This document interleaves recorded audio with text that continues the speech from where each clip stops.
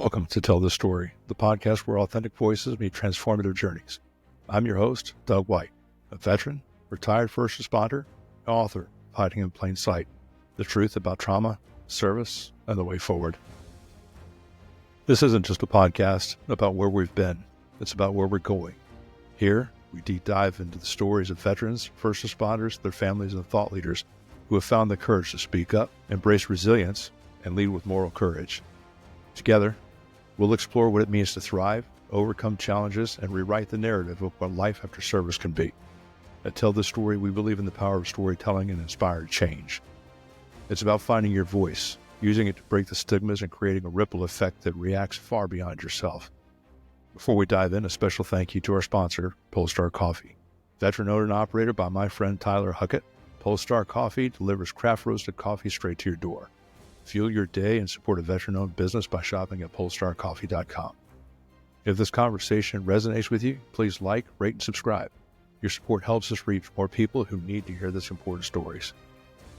Today, we welcome Nick O'Kelly, a retired Green Beret and Night Stalker, whose extraordinary military career has shaped his journey into civilian life. Now, Nick is a partner at Cadence Wealth Partners in Charlotte, North Carolina.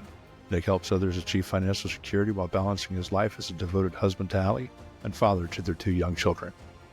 Nick is also the author of his upcoming book entitled Stigma, where he courageously shares his personal struggles with mental health and aims to dismantle the stigmas that keep so many silent. His mission is to encourage others to embrace resilience and to seek support that they need.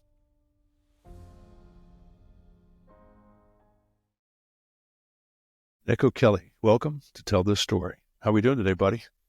I'm good, Doug. Thanks for having me. It's been a long time coming. Yeah, man, it has. I'd like to say our schedules, but my schedule was busy, and you have a problem with calendars. So yeah. So it's a two-way street. We'll just call it that. Yeah. No, we should not be putting together vacations for the family or anything like that. Which is a good thing because I don't. I think that's why we both have wives that. Stuff. But Michelle knows better. She's like, you're good at a lot of things, but yeah, that's not one of them. Being on time for my parents' house is one of those things too. But anyway, Same. I'm glad to have you here, man. So for our listeners, Nick and I met, you and I met, feel like it was weird saying that, but we met through mutual friends, Thad King and Tyler Huckett from the Alone and Unafraid podcast. You were a guest on their show, and I was a guest on their show, and they were like, bro, we got to introduce you to Nick. He's got an awesome story too, and you guys should connect. And it was them that got me started in podcasting and told me what gear to buy and how to do this. And they're still helping quite a bit now. We have sponsorships, both of us, through Polestar, and because Tyler owns Polestar. But reaching out to you and hearing about your journey and just being a part of it, man, just a witness sitting in the cheap seats watching you go, man. This has been really, really cool. I want to get into all of that stuff, but before we do, man, let's talk about Nick O'Kelly. Where were you born? Where'd you grow up? Yeah, I was born in Seattle, Washington. Well, technically north of Seattle, so about 30 minutes north of Seattle in the suburbs. Was really raised there my entire life until I went to college. So I went to college in Eastern Washington. Little bit of background of my childhood, because that's always the $1 million question. What was your childhood about? Had a pretty good childhood. So my parents they're Christian, so Christian family. I have 3 siblings, older sister, younger brother, and then my youngest sister has Down syndrome. So that kind of was an interesting experience growing up around that. But in my household, in the O'Kelly household, we were very high achievers and expected to be high achievers. So that's kind of something I've carried with me forever, to my detriment at some point, which we'll get into, but also to my benefit, right? Yeah, I was going to say, that's not a problem until it becomes a problem. Exactly. Yeah. So we were definitely the house. I was definitely the kid that if I got a B+ in a class, it was not congratulations. It was what went wrong. What can you do better? So very, very high standards, which has served me well, minus the speed bumps that we'll get into. But overall, I think it was a good way of growing up. But yeah, so when crushed high school was, close to a 4.0 student all the way through high school, partially because I didn't really have a choice. My mom kind of forced that on me to get good grades and succeed. So that was a product of that. But the problems came when I went to college and was a free man and didn't have my mama bear tell the consequences of not getting good grades. So I drank, partied, kind of went crazy and had a good time. The good thing about that is I was in ROTC. So I went to college in Spokane, Washington, a small school called Whitworth University. I was in ROTC, so I kind of had the military in the back of my mind, I guess. So long story short, I ended college middle of sophomore year. So I lasted a year and a half. My GPA was like a 2.1. The only A's, this is not a joke, the only A's I got were in my ROTC classes because they were non-negotiable. I had to go. Yes. So 2.1 GPA thanks to ROTC. And that led to my dad saying, I'm not paying for this shit. You need to get out of school and figure out your life. Dad, yeah. I still got time to go. Haven't graduated yet. Yeah, I'm having a blast. This is so much fun. No responsibilities. So I ended up moving back home when I think I was 20. Yeah, I was 20 and worked for my dad for about a year. He had a small car magazine business. So I'd go to car dealerships, take pictures of cars and whatever. I'd go home and party and then do it again. That was kind of my life cycle. But about 6 months into doing that, I realized like I had to come to Jesus like, hey, this is not sustainable. I need to do something with my life. So I actually went to the Marine recruitment office first because Marines are badass before you're in the military. Nobody really, it's all the Semper Fi commercials, right? That got me all the swords and sexy stuff. So yeah, go I to want the a Marine sword. I want to kill a dragon. Yeah, right. I know, man. And their dress uniforms are so cool. Yeah. You mean I could kill a dragon too? And look sharp doing it? Exactly. Sign me up. Yeah, for sure. For free, right? Yeah. But when the Marine recruiter told me that in the Marines, they don't guarantee you your MOS or your job, I was like, no, like I need to know what I'm doing. Like I want to do something cool that I'll be proud of. So walked out of the Army guys, took the ASVAB, did all that because they told me like, if you get a good enough scores, you can choose your job. Stop for a second. When you say I walked out of the Army guys, all I had in my head was a bunch of dudes standing out in front of an Army recruiter building or shop because they're all in the same strip center, sitting out there with coffee and cigarettes. Yeah, whatever. Who are y'all? Oh, we're the Army guys. Oh yeah, they are the Army guys. Like the Army dudes. I'm gonna go hang out with the Army dudes. Right. I'm sure that's not what it was like. They were probably serious, talking about how they're going to. Oh yeah, it's like your ASVAB's over a 60. Come on in, sir. Yeah. I'm kidding. I only poke fun at the Army because, well, they can't mount a good comeback. So, you know how it is. It's a low barrier to entry. You know what I mean? It's just I wasn't gonna mess with the Air Force just because you can't. Well, and I don't think I had a good understanding of like what the ground combat units did in the Air Force before I joined. It's kind of like a hidden secret almost, unless you know somebody that does it, like PJs and combat controllers. It's really hard to. I don't know if they just don't market it well. It's funny, and I hate to pull you off track here, but when I went to go, I first went to the Army guys when I went to the recruiters. Nice. And the Army guys were in there, and they said, "Yeah, we'll do MP, and we'll give you guarantee airborne and with a Ranger option." And I'm like, but I'm not sure today that's a thing, and I was convinced it was a thing then, but why would an MP be sent to an infantry course like Ranger School? Bro, they had me. I was like, oh man, that sounds excellent. And of course, my dad tells me, he says, son, every day since 1965, I've had at least a dozen phone calls wanting me to jump out of planes and kill people. He was not very subtle with the sarcasm. So I went to go see the Air Force guys. And of course, you had to make an appointment because, well, Air Force is not going to waste their time sitting around a building. So I did, and I went in there and told them what the Army was going to do for me, and they laughed, and I wanted to do something rock and roll and sexy and cool, something I'd be proud of. And they told me about the wonderful world of combat control and pararescue. Now, this is 1992. Luckily for me, the recruiter that I had was an air traffic controller, and he didn't make it through the whole pipeline for combat control, but he kept the the specialty of air traffic control and did that. So he gave me the posters and the VHS tape and the workouts and all this other stuff. And of course, I didn't have night depth perception, so that ended that. But I mean, there were no posters inside. Like you go see the Army guys. There's Green Beret stuff. There's Rangers, and I remember the one guy in the woodland BDUs coming out of the water with the cap on, the soft hat with the Ranger roll in it, eyes looking around like, oh, I got to do that, man. I want to go to a swamp. Exactly. But the Air Force didn't have that stuff, and it wasn't until I was on Lackland. I graduated basic training and went to the security police or security forces academy side of it. It's like, man, we pass by this pool all the time. Well, that's where combat control and PJs are. And nobody said anything about TAC-P. Nobody said anything about special reconnaissance, which is relatively new based on when I was in. But Air Force Special Operations Command, their pilots, combat control, the 24th Special Tactics Squadron, I mean, they got their own Tier 1 group, and nobody knows about that stuff. And I'm sure they've got great hair too. In fact, I remember when I was active duty, we had PJs, TAC-Ps, and combat controllers at McCord, and they all had great hair. So maybe there's something there, man. Maybe we need a deal for PJs, at least PJs. Yeah. And they're all chiseled. Look, they all could be on that poster on the wall. Yeah, it's the swimming, man. Yeah, but that's true. Anyway, back to you going to see the Army guys out front smoking, drinking coffee. Yeah, exactly. So I just joined them. Now, so they had me. One of us. Yeah, he's one of us. He fits in perfect. Sign him up.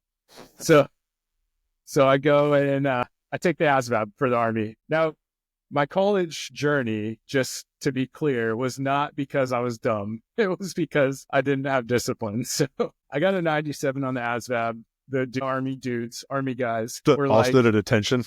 Yeah. They started saluting me. I made them do push-ups right away. You're now our leader. Yeah. The recruiter says, hey, you can do whatever job we have available, whatever job you want. So I was like, all right, awesome. So I originally started to do the high school to flight school program, which is where you can go from being a civilian to eventually a warrant officer in the Army and fly helicopters. So that was my original plan. I had a good mentor in ROTC that told me about it, or else I wouldn't have had any idea. So I started that process. I was doing all the flight physicals and aptitude tests, all those things to do it. And I think I was about 6 months into that process. And I can't remember the exact detail, but there was something that was going to take another couple months to get done. And then after that, I still had to wait for a decision whether I get accepted or not. So basically I got antsy and I needed to do something. Like I was going nowhere and running around in circles, drinking my life away. So the recruiter showed me the Special Forces recruiting video. Like you said, bunch of dudes. That's how they get you. Yeah, bunch of dudes doing free fall and coming out of swamps, shooting people and just doing all the sexy stuff. So I said, yes, that's the coolest thing I've ever seen in my life. Sign me up. The recruiter very seriously looked at me and said, are you sure? Like, I've put multiple people through this program. Nobody's passed it. Just so you're clear, if you don't pass, you're going to be an infantryman in the regular Army. So, I mean, I was in really good shape. I was capable. I was smart. I knew if I was forced to do something that I could have the discipline, because that's kind of what I've done my whole life. If there's no way out, there's no other choice. It's full speed ahead. Exactly. So I signed the dotted line, and July 2010 shipped off to Fort Benning, Georgia, and started my arduous journey towards earning that Green Beret. So that's kind of the nexus of how I got in the Army. Well, I want to back up real quick, and I've got several buddies that are listening. That will be listening to this episode, and they fancy themselves runners.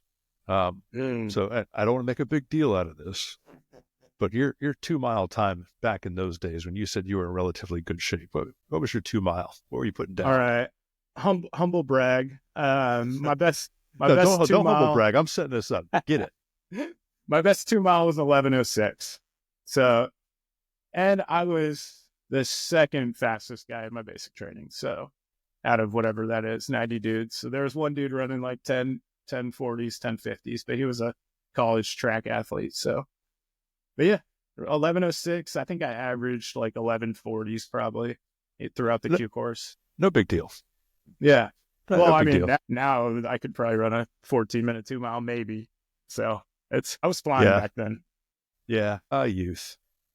Yeah. Anyway, so you were putting it down. You go through selection and all that other stuff. You make it through. No hiccups or anything like that. Well, relatively. I mean, there's going to be hiccups, but there's no recycles, no nothing. You just made it all the way through. No, I did. I was fortunate to not get hurt or anything like that. The hardest part for me was small unit tactics, which is the SF version of Ranger School. Basically, take you out in the woods and teach you how to be a leader and smoke you. But since I was a 18 X-ray, which is what the guys straight off the street that get to go to the SF pipeline are called, I was a very junior guy, and we're in a platoon with E6s, staff sergeants, and I don't think we had any E7s, but you get the point. I'm this guy that's been in the Army for a year, and these guys have been in the Army for 6, 7, 8 years. So what year was this? So this was 2011. Okay, so there fall were of 2011. Plenty of dudes in the pipeline that had some combat experience, some leadership, and were 11 Bravo at some point. So it's good company to learn from, man. Absolutely. We even had some Ranger Battalion guys who were just wanted to level up, or don't get me wrong. Ranger Battalion's awesome, but I know what you meant. Move the needle and get that next accomplishment. So small unit tactics was tough just because I wasn't good at being abrasive or taking charge when I knew there were E6s and E7s that were like much more experienced. So that was tough for me. I still got through it. I didn't have any recycles throughout the course, which was a blessing. So you wound up after making selection, all that, you wound up as a Charlie. Is that correct? That's correct. Yeah. So engineered demo, learning how to take 10 2x4s and make a ghetto structure. That's kind of my synopsis of a Charlie. Make something out of nothing. So like a Lego master builder or something like that. 100%. You see it, and I can make it. I'm sorry, but I'd be more interested in the dual priming, double crimping, blowing stuff up, part of the engineer stuff. I was too. That was definitely the more fun, the more sexy, and probably the more relevant stuff. I think the majority of the demo training that we did was pretty awesome. Yeah. I'd have to say of my entire, the only specialty, in the Air Force, I was on emergency services team. So Air Force EST was basically SWAT for base and, hangar and aircraft seizures and all that stuff. So that was cool when you're 20 to 24. Yeah. But as I got older and I couldn't jump through into the backs of C-141s anymore, the bomb squad was where it was at. And I just loved the demo work. Using small explosives to make larger explosives go away. That was so much fun. It's really cool. Yeah. I've got plenty of episodes about blast overpressure and how cool it was then, but not being able to hold a pencil steady for a while is not really cool. But the demo was fun. Blowing shit up was great. It's a great time. And to see all the different like purposes for it too, and the different techniques, and precision cutting versus just bulk explosive. It's cool. It's cool to learn like the science behind it. No, that was to me probably one of the more amazing things, to realize that you could shape it in such a way to do certain things, and you could use something so powerful, but a very little amount of something so powerful, and just put a door right down. Not blow it through the back of the house, but just right there. Just drop it right there in the threshold. Give you something to stomp over when you go in. Just really cool. But anyway, back to you. What language did they give you? Yeah, I was because for all people that don't realize it, when you get your specialty, you learn all that, but you also cross-train on the other jobs because you're a small unit. You all have to be cross-trained and learn how to do everybody else's jobs. But you also are a linguist. And depending on what language, it depends on the school and the competency and all that stuff. So, they weren't nice enough to give you Spanish, something that was easy? No. So I actually, since I was from Washington, I wanted to go to first group. So I stacked my wish list with Asian languages, right? So I had, I don't remember. Yeah. So I got to stop you, man. We're never going to get through this episode. So when you said, because I lived in Washington, I was at McCord. So now Joint Yeah. Base Lewis McChord. When you go down South Tacoma Way, you have all your signs in English, and right underneath them, all the Oh, signs that's funny. are in Korean. Yep. So when you said, so since I'm from Washington, I had to learn Korean. Like, whoa, there's something to that. But for sure. okay, so you were For from there. sure. You wanted to be stationed at Lewis because of first group. Okay, Yeah, let's clarify that's so funny. And little sidebar on that, my dad's car magazine that I talked about earlier, it was a full Spanish car magazine. So my dad is he's 60s, big bald white guy, and he's fluent in Spanish. Like talks like a farm boy Spanish, like Mexican. No one ever knows. It's bizarre. that is so cool. Yeah, so it's kind of ironic. Senor O'Kelly. Yeah, exactly. Yeah, when he picks up the phone and speaks in Spanish, people look at him like, "What is wrong with this guy? What is?"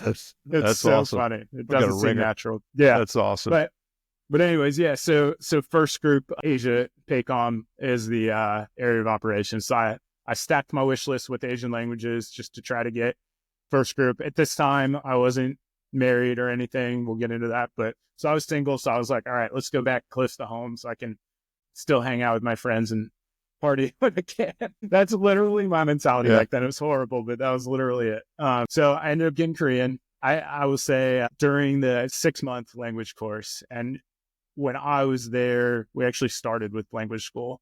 So language after selection, language school was the first thing we did. So 6 months of that. And I mean, you get pretty good at it. Like by the end of it, you're comfortable enough that if you got dropped off in Korea, you could get around, right? And you wouldn't really need to use Google Translate too much. So, but that's I mean, that's also a very perishable skill. Like, right now I could tell you maybe my name and hello, and I'd have to really study for a while to get it back. But yeah, so that was great. I'll just run through the SF pipeline just so we don't have to like backtrack. So language school, 6 months of that. And then we go into the small unit tactics, which was, and it's probably changed now, the timing of it, but that's what I just described, the mini ranger school. Then after that, you do SEER school, which everybody's familiar with SEER school. Just learn how to survive and didn't be a gray man, but it was my intent through that. After SEER, you do about a week of leadership stuff. So like MDMP is what it's called. It's mission planning, basically. It's just a crash course to kind of fill up the space, to be honest. And then that is when you'd find out your job. So your MOS. So during that like little break between SEER and MOS phase is when they say, hey, you're going to be a whatever. And I actually originally was going to be an 18 Bravo, so weapons sergeant. And I wasn't very happy about it. Delta was my number one choice, so I wanted to be a medic. I had Delta, Charlie, Bravo, and Echo, I'm pretty sure, on my wish list. So I got my third choice somehow. And I was pretty salty because all the guys that got Deltas, like, we thought it was all based on your ASVAB scores and GT scores and stuff like that. But I had higher GT score than some of the dudes that got Deltas. So I was pretty salty about it. But anyways, I got Bravo. Another one of my buddies who also was going to first group got Charlie, and he didn't want it. So we were fortunate enough to be able to switch. And yeah, then MOS phase. Then after that, once you pass that, it's Robin Sage, which is the culmination exercise where all the different students of different MOSs come together and you actually simulate operating as an ODA and kind of learn how the leadership structure works and learn your place on a team a little bit. So yeah, so that's the SF pipeline in a nutshell. And it's obviously evolved since then, but that's it. So after that, you become a Charlie. Yeah. And so you think you're going back to Washington because it's close to home. Yes, exactly. At what point did you realize, okay, first group is here, but they're there? Isn't that funny? I know. I had a 75%. Not so fast. Yeah. I had a 75% chance of going back to Washington, right? Because there's 3 battalions and then 1st Battalion's out in Okinawa. So I hit the jackpot. But ironically, a bunch of the dudes in my class got Okinawa as well. So I think it was just a timing thing. But that was pretty cool because I got to go there with people that I was familiar with. So I wasn't like the only new guy. Just to backtrack though, I met my wife while I was in the Q course. There's a funny story behind that, but that would take too long to talk about. But I'll give you the backstory, and hopefully this doesn't make me sound like a complete asshole. But one of my good friends in the Q course had dated my wife when we were in high school. When they were in high school, they had a bad relationship, whatever, falling out, broke up. And then, like, I think this was 2 or 3 years later, she was going to East Carolina University. She was in North Carolina. I was at Bragg, obviously. And we were all going to Carolina Beach, me and my buddies. And he saw on Facebook that she was too with her friends. So he reached out to her, said, hey, like, we're going down there too. Let's link up. And we all did. Long story short, my wife and I ended up hitting it off. And he was not very happy about that for a while. I think he was trying to, I know he was trying to get back with her. Kind of backfired on him. And I mean, our relationship is definitely tainted from that. So I know that was like a bros before hoes. I did not abide by that, but here I am 12 years later and still married to my wife. So it worked out, I will say. Yeah, well, sometimes you just get one shot. So right. I know. It's kind of what it was, man. It was like, man, just all right. So yeah.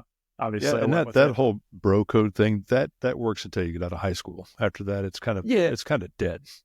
Now, unless y'all were married and have kids, then there's agreed. Yeah, there's things. There's things there, but like, yeah, bro, you haven't talked to her. We're all at the beach. That's my defense, right? Like, you should have brought me.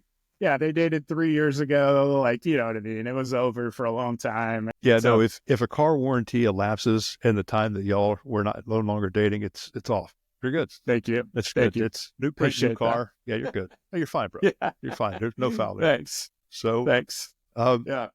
You ended up going to Okinawa. So what was that like showing up? First battalion, new guy. I mean, luckily you had some travel buddies to go with you, but what was that like showing up at a unit with, by this point, what year was this, like 2013? So this was 2012. Yeah, July 2012. Okay, so those guys have been, when I got there, pretty busy, across the Pacific and all that stuff too. Yep, and timing-wise, our timing couldn't have been worse for new guys. So we showed up while our company was still in Afghanistan. So they were on the back end of their deployment. So I think they had 3 months left, something like that.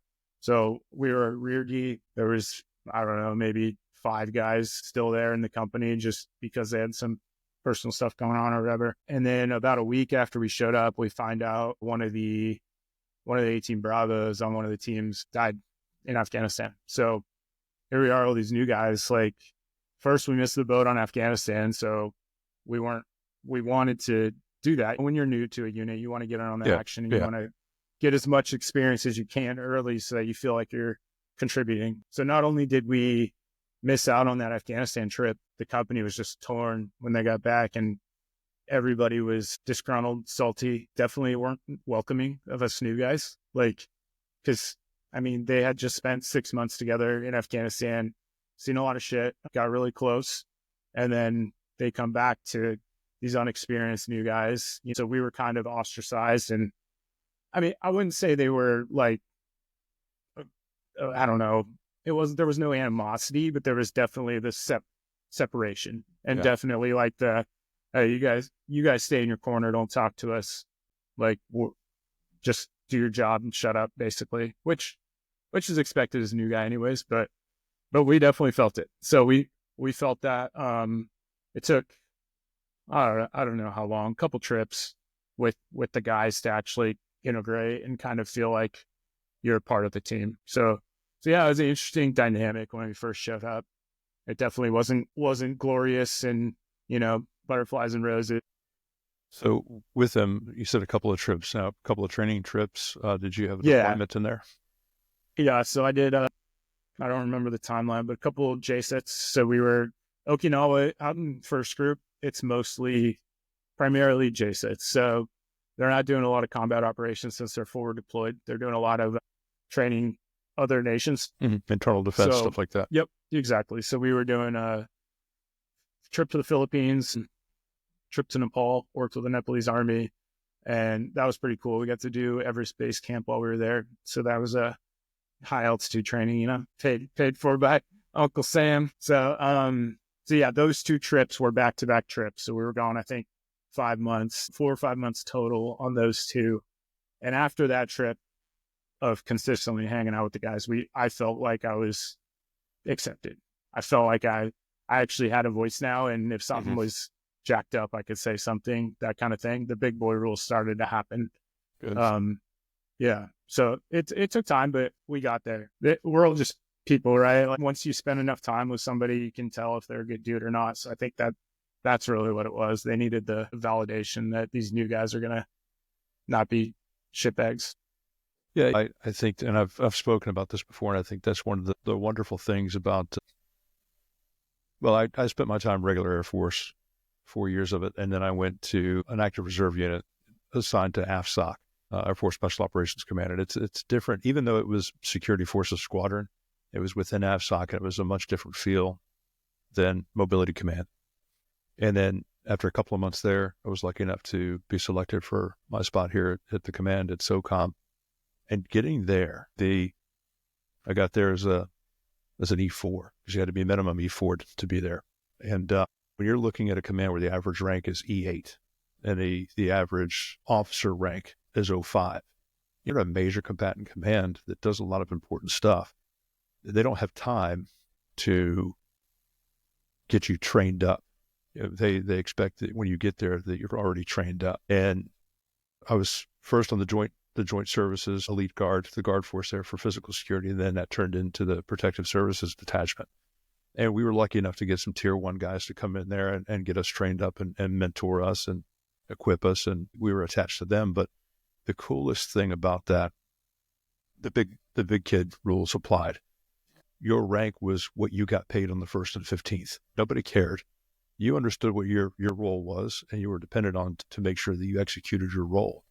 And that's what it was. Everybody contributed. They brought their strengths. And if I had a weakness in one area, somebody would step in and mentor and shore those weaknesses up. And it didn't have to be said. It was common sense that this is just what you do. And the leadership environment there and the learning environment there,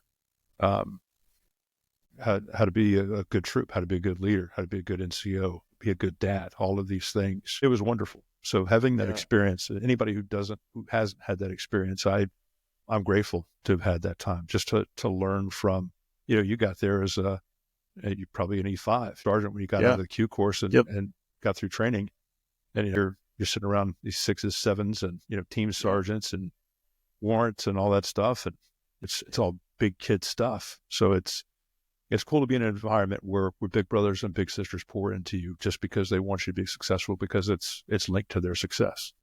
So that's enough leadership on this one. Agreed. And I think on leadership. Yeah. And I think there's a big differentiator to your point on the special operations side and we all know this, but that it's a volunteer force, right? Mm-hmm. That everybody that's there wants to be there and is there for a reason, because whether self-serving or not, like they want to do the best damn job they can. And they've put in the work to get to that point. So I do think that's a huge differentiator, even just on the leadership side of the quality of individuals that you get in the special operations community. And that also feeds back into morale, right? Like, oh yeah, absolutely. If you have good dudes, you don't have to be as reactive and you don't have to cater to the lowest man on the totem pole. But even if you do, it's a higher standard of that lowest man. The lower person on the totem pole, that standard is A- or A, where everybody else is A+. Yeah, so, exactly. One of the things I remember is being a junior guy when I got there, we had just some good dudes, guys that I'm still friends with and in contact with today. And I mentioned one time, it's like, well, how come we don't do it this way? It's a shortcut. It's the end around. And my buddy, who was also Air Force, he looked at me and he goes, well, because that's not the right way. And I'm like, yeah, but it's an easier way. He says, but if that was the right way to do it, then that would be the way and not a shortcut. Yeah. All right. I got it. I got you. I understand now. Yeah. So you take those shortcuts or do the end around, you're going to miss something. It's the devil's in the details. And if you don't follow the process, you're going to miss the detail. So the young lessons I learned, man, it was the 37 months post 9/11 was the most impactful and most inspiring of my 14 and a half years. I mean, I learned more in that time frame than than anything else anywhere else, and lessons that still serve me today. So, and relationships that still serve me today. So I believe it. And you got called back, didn't you, for 9/11? Simple explanation. Yes. Okay. That morning, my mom, I'd worked an evening shift the night before, and I was just waking up. My mom called me and said, "Turn on the news." So I turned on the news, and I'm watching. I'm like, "Holy, okay, maybe this is ILS, maybe it's an issue." And of course, now the second plane is coming down. I said, "Nope, this is it. This is the big one, the one that nobody thought was coming, but people who knew better knew someday was going to happen." And before the first tower came down, my phone rang, and I said, "We'll see you in the morning." And there was no Title 10, there was no recall or any of that stuff. They said, "We'll see you tomorrow morning." And went to the sheriff's office that day, and I said, I've been recalled. I don't know when I'll be back. And we got to the base, and they said, well, and going to the command that morning was insane. The traffic, 100% ID check, Humvees with M2s pointed straight down Dale Mabry Highway. There was already hardened machine gun points on top of CENTCOM. I mean, they had M2s and 60s at the time, and because we didn't have the 240s at the time, sitting on top of the roof of Central Command. And that's wild.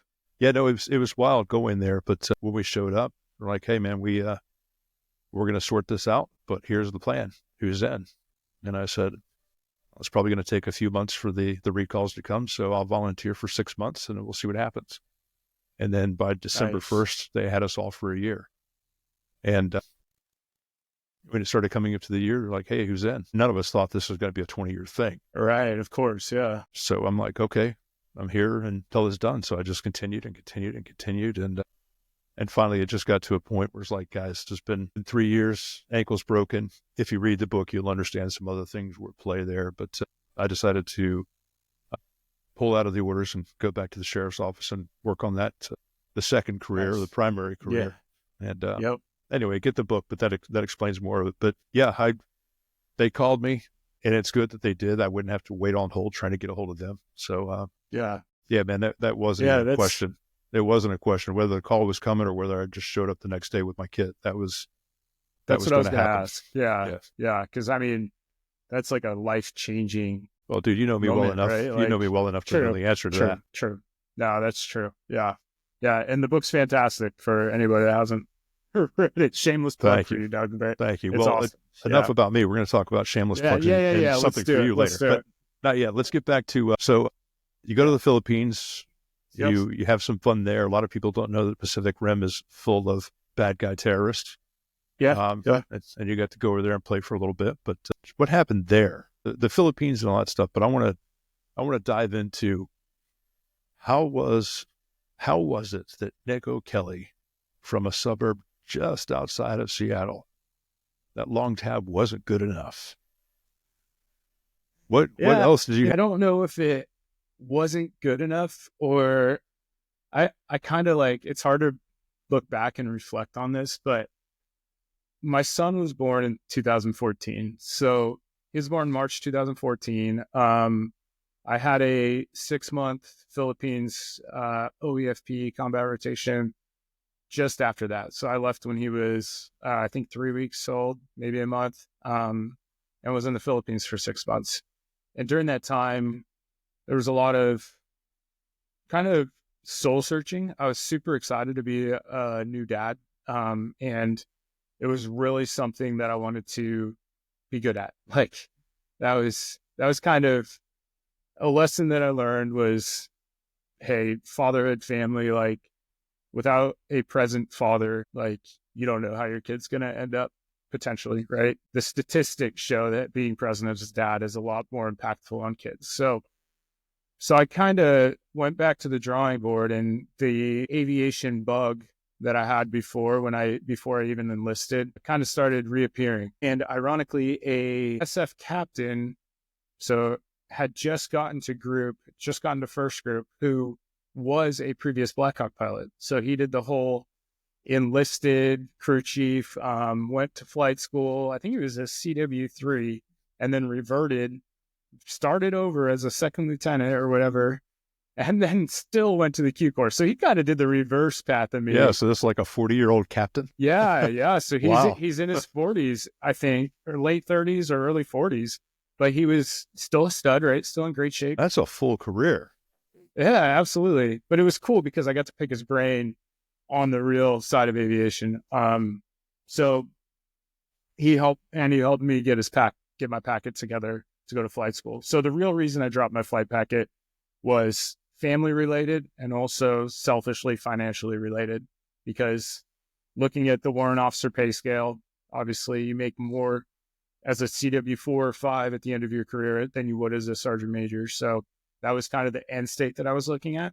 And then I was also looking at, what does this give me if I get out of the military? What tools? So as a pilot, you can go be a helicopter pilot. You can go to the airlines, fly commercially. So there's a lot of options that it opened up. And then lastly, in my time in first group, I was gone a lot, like the majority of the year. I'll just say that we were gone on trips, training, whatever it may be. And I didn't want that lifestyle forever. So I enjoyed it, and I enjoyed the guys and spending time with the guys, but I saw the writing on the wall and I didn't want that long term. So that was ultimately what led to my decision to drop my flight packet. So I did that while I was in the Philippines on that deployment. And then when I got back, I don't remember the timeline, but I got accepted to flight school. And then middle of 2015 is when I took off to Fort Rucker and started my flight school journey. So the beautiful Pacific to Alabama. That's kind of a culture shock. Don't get me started on Alabama. Yeah, Fort Rucker was not my cup of tea. That's a whole new episode right there. Yeah, for sure. So go to flight school. Yeah. You know what? I know the path that I want to lead you down, and I know what path we're going to go down, but I don't want to mess up the timeline with silly questions. Yeah. So you go to flight school and just go. Tell me your story from flight school. Good. I want all of it, man. Whatever you're comfortable in sharing. For sure. Well, it all kind of ties together. So it's perfect. Mm-hmm. It plays out as I tell the story. So it's kind of perfect in that way. So I get to flight school, and when you first, before you even go to flight school, you go to warrant officer candidate school. So basically the indoctrination course to become a warrant officer. When you get to Fort Rucker, it's a TRADOC area, right? So it's training, primarily training base. And the new guys like myself, you take off, I was a staff sergeant, you take off your staff sergeant rank and you put on I can't remember what it looks like. Oh, it's a WOC, black WOC. So warrant officer candidate, I think. And they call those snowbirds. So basically you haven't started training yet, right? You're waiting to start training. You're not a warrant officer 1. You're in this purgatory limbo. You still get paid as your old pay grade. So I still got paid as an E6 and all that, but you're a snowbird for a little bit. So this starts my new journey of almost starting over, right? Like going from having the big boy rules, being treated like an adult, like a man, controlling my life, to, hey, you're a private again. So have fun with that. And so I think that was a month, maybe a month and a half. And I started Warrant Officer Candidate School in July 2015. And that school, this is going to sound very elitist, but it's very basic. Like it's for the people coming to be a warrant officer who don't have combat arms roles previously, right? Like the intel guys, the support roles who just, so it's kind of like a basic training geared towards warrant officers. That's probably the best way I can phrase it. But a lot of stupid rules, stupid ranger games, stuff like that, just to keep you on your toes. But I ended up being the cadet commander, whatever you want to call it. I don't even remember what it's called, but I was the commander of the Boy Scout troops there. It's what I related to. So, but that was cool because I got to have my phone before everybody else. I got to have my own little office space with my cadet sergeant major and my cadet XO, who are also my buddies.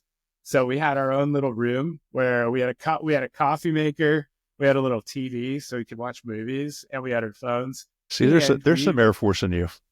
Yeah, right. There's some Air Force in you. It's hiding. It's there. This is my inner pilot coming out, right? There you go. Slowly transforming into a pilot. There you go. Same thing. So that was a good perk. But other than that, Warren Officer Candidate School was just a big haze fest, trying to get people to wash out essentially and rite of passage type of school.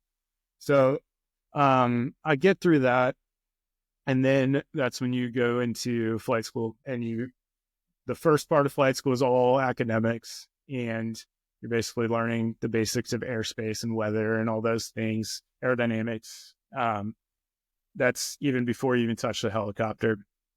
And then to back up, caveat this, my wife, so she was in the Army too. I totally didn't even mention that. Let me just give you catch you up on that. So she was in RTC when we met. And funny story, real quick. Her dad was a full bird colonel. So he was a West Point instructor. And here I am. I'm a PFC in the Q course. And I'm dating this beautiful woman that's about to be a second lieutenant in the Army. So I'm a private. I'm dating a girl that's about to be a commissioned officer, and her dad's a full bird colonel. So I'm like way in over my head and definitely married up, but I want to share one story, and this is just because it's funny. So when I was going to propose to her, and everything got a little expedited because I got orders to Okinawa. But anyways, when I was going to propose to her, her family took a trip down to Myrtle Beach, and I went with them. And her dad was a big runner, so he would go running all the time. And I wanted to join him one day because I was going to ask him if I could marry his daughter. And he said, yeah, sure. Just don't make me look like just don't make me look bad because I know you're way faster than me. So I think we ran 5 miles maybe on the beach. And I didn't have the courage to ask him until the very end of it. So he smoked, and he always tells the story. He's like, you didn't give me a choice. Like, I was going to say yes no matter what. I just wanted that run to end. So that's like, I got you there. But anyways, yeah, so that's the funny story behind that. That's it, man. Wear them down. That's pretty awesome. Right? Exactly. Yeah. So any young men out there, that's good advice right there. Get them to the point where they just want to be done with you in a good way. But so, yeah, so my wife is in the Army. She was a signal officer, but she got stationed in Okinawa, fortunately, through her dad. Of course, we had to leverage that, but it ultimately worked out. And then when we were coming back, she couldn't get Fort Rucker. They didn't have any jobs at Fort Rucker. So she actually got stationed at Fort Benning. So every weekend I was driving to Benning. I don't remember how long it is, 2.5 hours, something like that. So we had a little separation. Then about a year later, she got back. She got orders to Fort Rucker, and it actually worked out. But all right, now we're caught up on that. Sorry about that. I missed that detail. Right. No, that's awesome. Yeah. So then we start after Warrant Officer Candidate School and all the academics and flight school. You do Dunker training sometime in there, and then you get in the aircraft. So I was the second class that flew the 72s, the Lakotas, which was the new training aircraft that the Army was bringing in. It had basically the old school, the TH-67 was the one before, and that was a no hydraulics, just very basic, like all steam gauge instruments. And the Lakota was completely a modern helicopter, glass cockpit with full computers and actual autopilot systems, things like that. So all the old pilots are, telling me, you're not a real pilot, of course. You don't actually know how to fly a helicopter, but whatever. You'll see where I ended up in my career and tell me if I'm a real pilot or not. But whoa, settle down, man. Settle down. We're all friends here. Yeah, you know how that is, though. The old guys are always saying, I had to walk uphill both ways, In my day, we had to get out and crank the rotor by hand. Yeah. Yeah. Somehow it was always like 30 degrees colder back in their day. But so that was that. Global warming's a thing. Right. Yeah. Apparently. So primary is what that's called. You basically learn how to hover, right? Learn how to do very basic stuff, very basic radio calls and all that. And this is when, so in May of 2016, my daughter was born, and this is when I was in primary. So this is during that initial phase where I'm learning how to fly a helicopter, still doing academics as well. So it's kind of a dual course structure. And honestly, man, we were just stressed out of our minds. Like, my wife's working full time in the Army. My son's 2. We have a brand new baby at home. I'm pushing hard in flight school, just trying to succeed and do well.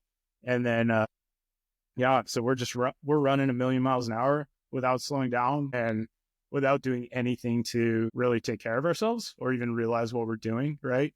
It's kind of the 10 feet tall and bulletproof type thing. You feel that way until you don't. So we're going through this where my wife's also kind of dealing with a little, she's not happy with her job. So she's a little depressed and kind of working through that. And it was tough for me to, maybe not tough, but I wasn't present. Like, I was just focused on surviving at that point, getting through flight school. And so when my daughter was born, I chose to not take any paternity leave because I didn't want to get recycled and prolong my time at Fort Rucker. So pushed through that. Literally the day after she was born, I was back in flight school, back on the flight line flying, and everything kind of came to a head in October of that year. So I guess she would have been 5 months old at that point. So October that year, I distinctly remember a couple days before Halloween, I was in class and I just had this intrusive suicidal thoughts just attack me out of nowhere. And I didn't realize all these stressors I had going on, right? Like, in my mind, that was just life. Like, I was just living life. That was just normal. So I'd never attributed it to that. It was just, I felt like I got punched in the face by these just overwhelming, intrusive thoughts. And initially, I mean, it was scary. Obviously, that's something that you don't ever want to encounter. But I didn't know, like, if this was a temporary thing, right? If this was just like, I don't know, I had a bad day or what was happening. I really, truly didn't have any answer for what was going on. So come to find out, they keep happening. Like, it's just, and they start getting worse. They start just compounding on each other. And just, I legitimately felt like I was being possessed by demons. As crazy as that sounds, like I felt like I lost control of my mind, right? Like, these thoughts were just, I don't know, they were just attacking and so powerful that I didn't have a response for them. And the ironic, go ahead. I can imagine being in flight school and doing something that stressful. 99% of your waking time is focused on that. But was it that 1% of the time when you weren't in class and in the quiet time? Was that when these thoughts were coming in and that was it? Your quiet time was that? Yeah, that's a good question. So during my, I would say when I was in the cockpit, I was able to turn it off. Mm-hmm. Or maybe not turn it off, but I was able to need my attention somewhere else, right? That they weren't able to surface. However, in class, anytime where I wasn't actively engaged in a conversation or something, they were there. So it was almost 24/7. They were just there and manifesting in different ways. So there's never one specific, like, hey, this method, I don't want to give the gory details, but manifesting in almost any situation you could think of, right? Like driving my car to work, looking literally, oh, there's a telephone pole right there on the side of the road. I could just do it right now. Like, that's just an example, but it was just bizarre. Like every situation I found myself in, there was a way to do it. And there was a voice telling me that's how you can do it. But so on that note though, I never, throughout this whole time, and we'll get into it, this lasted for years, but throughout this whole time, I always knew that I did not want these thoughts. So in the back of my mind, I always knew that, one, these thoughts weren't me. Like, they didn't represent my values, right? So there was always a part of me telling myself, these are not my thoughts. But the counter to that is there was always a part of me saying, well, they are your thoughts, right? Mm-hmm. But you understand the point. Like, yes. I didn't want these thoughts there, and they weren't representative of who I truly was. So there was always that. I always had that kind of counter voice, right? Like the angels and the devil on the two shoulders. That was my counter voice was, hey, these aren't your thoughts. Something's attacking you. Like it legitimately felt like spiritual warfare. Like, I don't want to get super religious, but like, I do have a Christian background. So I do think that there was a factor of that in it. Especially because when I go to church or even pray or listen to worship music, whatever, the suicidal thoughts were stronger. The depression was stronger. The anxiety was stronger. So it did feel like that. And I do believe that sounds like it to me. I do believe that there was a factor of that. I'm sure it was a lot of things combined, but I do think that the devil was taking advantage of the situation I was in, right? And trying to keep me there. So yeah, anyways, so I'm going through these suicidal thoughts and I can't get out of it. It's one of these things that it's just an endless loop, because if I focus on the thoughts, if I focus on trying to stop the thoughts, what am I doing? I'm focusing on the thought. Yeah, exactly. And I'm reinforcing that thought. Yep. And it's an endless loop. And my personality is, I want to fix things, right? Like, when a problem comes up, let's find a solution, let's fix it. So that clearly wasn't happening, but by focusing on it and ruminating on it, it was just making it worse. And it was just twisting the knife, right? And digging deeper roots into me, because I was reinforcing the same behavior every day and the same thoughts every day, whether it was obviously unintentional, but that's the result that happened. So I got to a point where, actually before this, so it was always worse when I was laying in bed, going to bed. And that's common for anybody that's gone through something like this, where when you're alone with your thoughts, that's when it's scariest. Yeah. And another factor is I keep my gun safe right next to my bed. So that was always one of those things that I was just like, it's right there, right? And I think that just was another tool, if you will, that the devil was using to kind of keep those thoughts there. So I got to the point where I was so terrified of my thoughts that the only person that I felt comfortable enough trusting was my wife. So I told her, I said, hey, Allie, like, I know this is going to sound crazy, but I need you to go get my gun, take it apart, and hide all the components of it. Like, just take that off the table as an option. And my hope with that was the thoughts would start to get better and go away. Unfortunately, they didn't, but at least the means of that wasn't there, right? So the weird thing about that too, and this might be something that we can talk about a little bit, and I want to get your perspective, is my wife was dealing with depression, right? So she was dealing with her own stuff. And when I told her that, yes, it was shocking to her, but she didn't, like, I would say a week later, it was something we didn't talk about anymore. Like, it was something like, she was shocked, she was clearly concerned, and are you okay type of thing. But I think she had her own stuff going on. Mm-hmm. So she didn't have the bandwidth to really comprehend what was going on with me, or even like want to comprehend. I don't know what's your experience with Michelle and that? Because it just was a weird dynamic, right? Well, I understand what you're talking about. And actually you and Thad spoke about this on Alone and Unafraid. Yeah. And I remember what Thad's response to this was. And I thought to myself, man, I understand it, but there's a lot there, man. And you think about it this way. I'm going to put the question back to you. When you were going through your stuff, okay, if Allie had come to you and said, hey, I need you to take the kids for a weekend. I need to get away for a weekend. Right. Something's off. Is that something that you would have dove into? Because, I mean, keep in mind, your cup's already full with your stuff. Yeah, that's fair. That's fair. You can't pour from an empty cup, and you can't take any more into a full cup. So I think when you're in it and you look at the perspective before you start healing and get away from it, I think you may be mad or feel slighted. Well, how come you didn't care? How come we didn't talk about this? Right. But when you pull out of it and you think, man, where we both were, or where I was, did I have the capacity to take on another thing?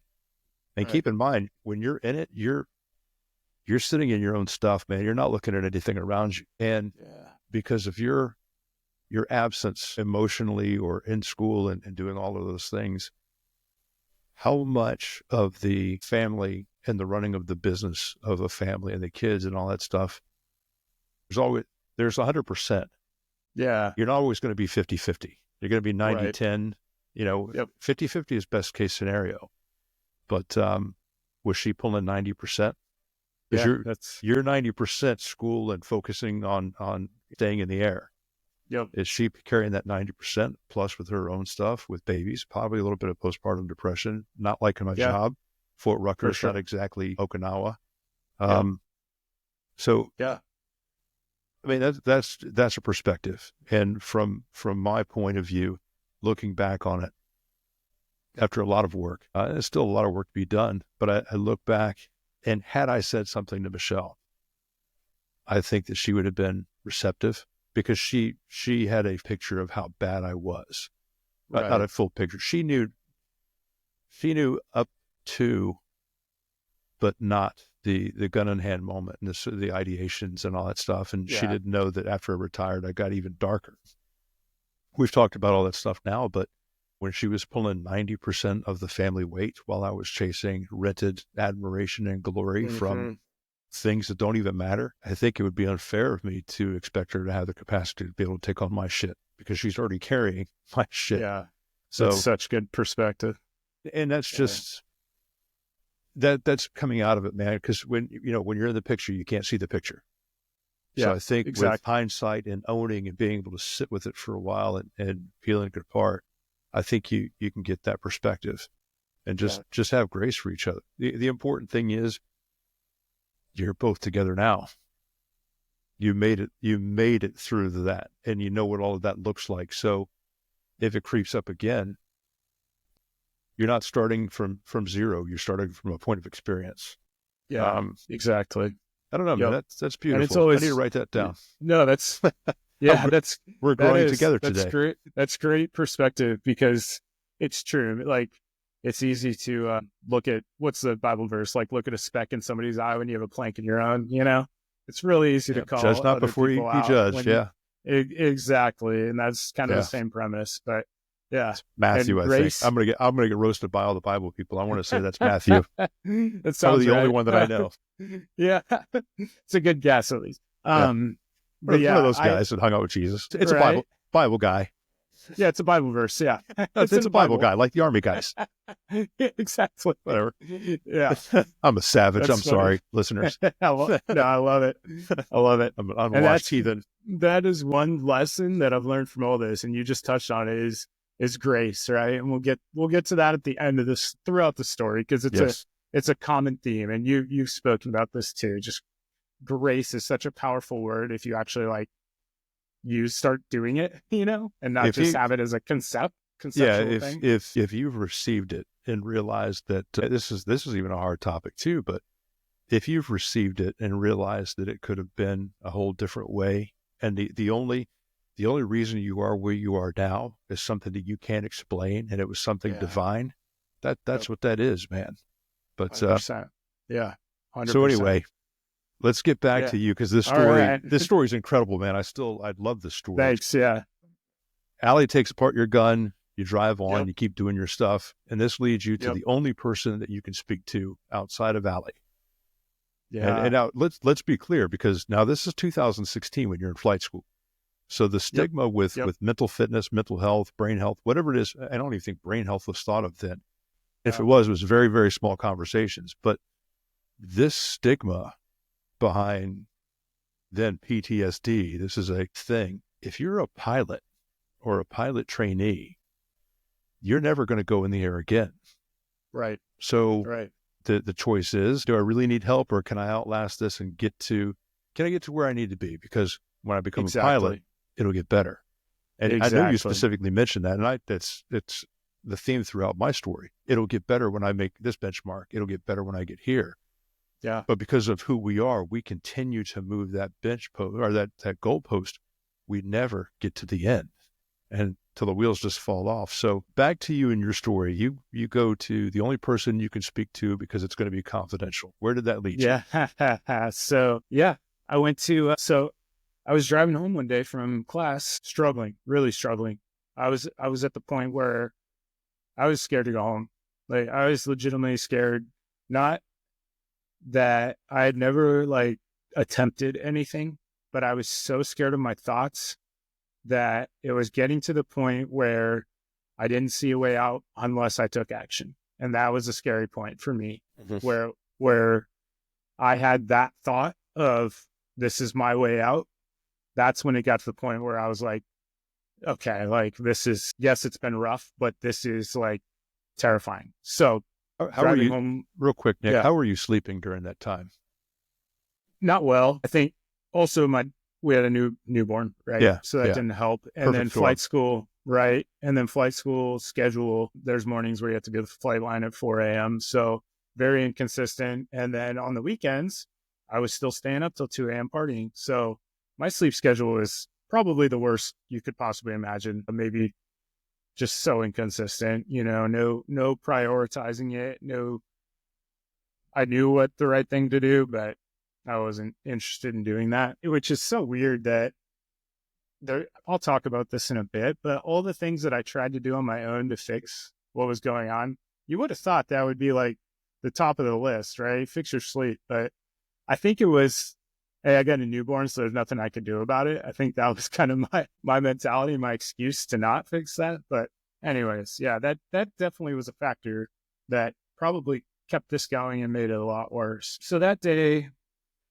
I drove past the chaplain's office.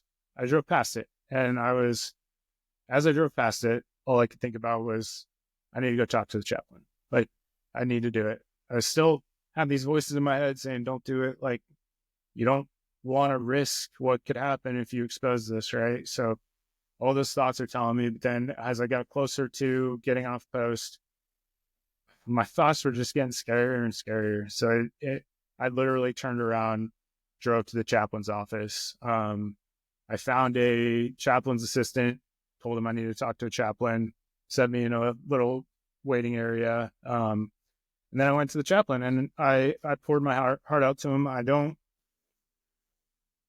didn't disclose everything. I would say it was a very sugar-coated way of saying that I was having suicidal thoughts, right? So it was as sugar-coated as I could do it while still getting that message across. Yeah. Because my biggest fear was for them to be like, dude, you're crazy. Like you got some real issues going on, right? I wanted it to be like, hey, I'm just going through this type of thing, tiptoe it.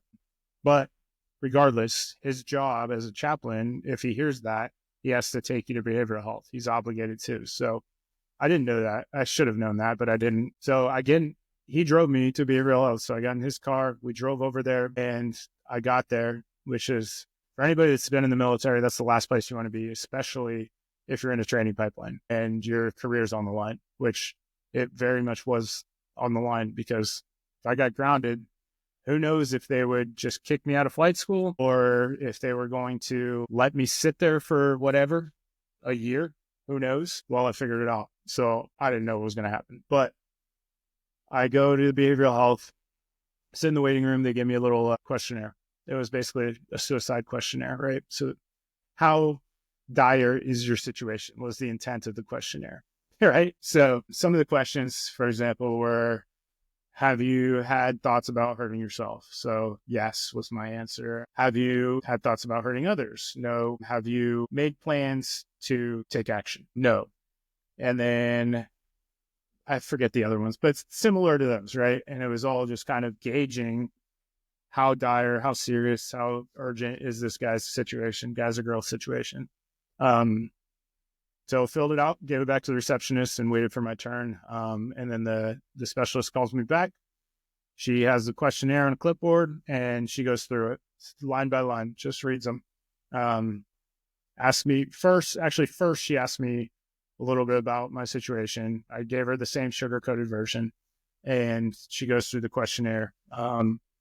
And she basically tells me at the end of it, like, I don't think this is urgent. I'm pretty sure, a side note, a soldier about 2 weeks prior, maybe 3 weeks prior, had taken his life, an officer in flight school. So she attributed it to that. She said, well, I know like recently somebody took their life. So this may just be resonating with you. And you'll get through this. You can continue training. So that was a slap in the face, to be honest. I know she didn't intend it that way, but in my mind, man, like this was the last ditch desperation thing that I ever wanted to do, was be in that office. But for her to tell me that I'm fine, You were let down. I was let down. And if just for any mental health provider out there that listens to this, please, like, don't discard somebody coming to you for help. Like, that is a cry for help, especially if it's somebody who has a track record of being a high performer. Like, if they come to you, then that is a cry for help. That is not something to dismiss. That should be the title of this episode. Yeah, it drives me crazy. We talk a lot about cultural competence and all that stuff, and people in the VA, a lot of the folks in there, from what I understand, and just my experience anyway, the clinician is there. They may work for the VA, but they don't have any scope for what it was that you did. Oh, you were in the military, you must have PTSD. Easy button. Here's pills. Here's your shit for ED. Take off.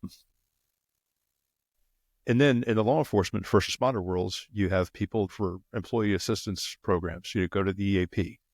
Okay, well, we're talking about kids in middle school and marriage counseling. And here you finally have a cop or a firefighter or a dispatcher talking about a horrific call and asking for help.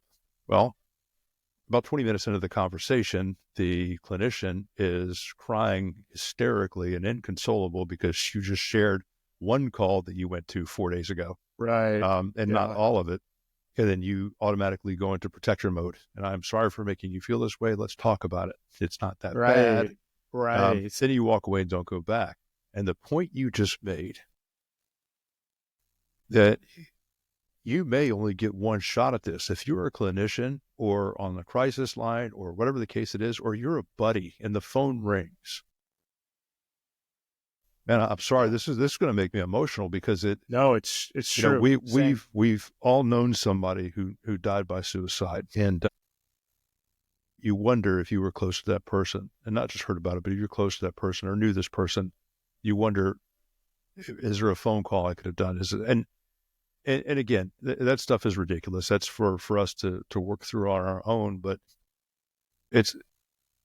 suicide is not a symptom. It's the end result of all of the symptoms.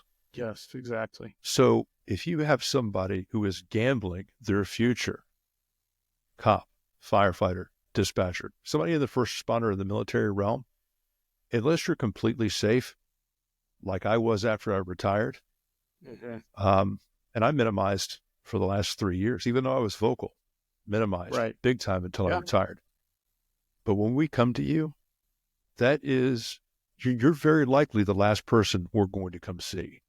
Right. And yeah, that may be a lot of undue stress, but you get one chance to do it right. Just like we have in the military, just like we have in the first responder world. You get one shot to get it right. You can't be lucky all the time. So you have to be good. You have to be aware. And if you miss that opportunity and you write it off as, oh, maybe this is an echo of an experience you had 2 weeks ago because somebody else took their life.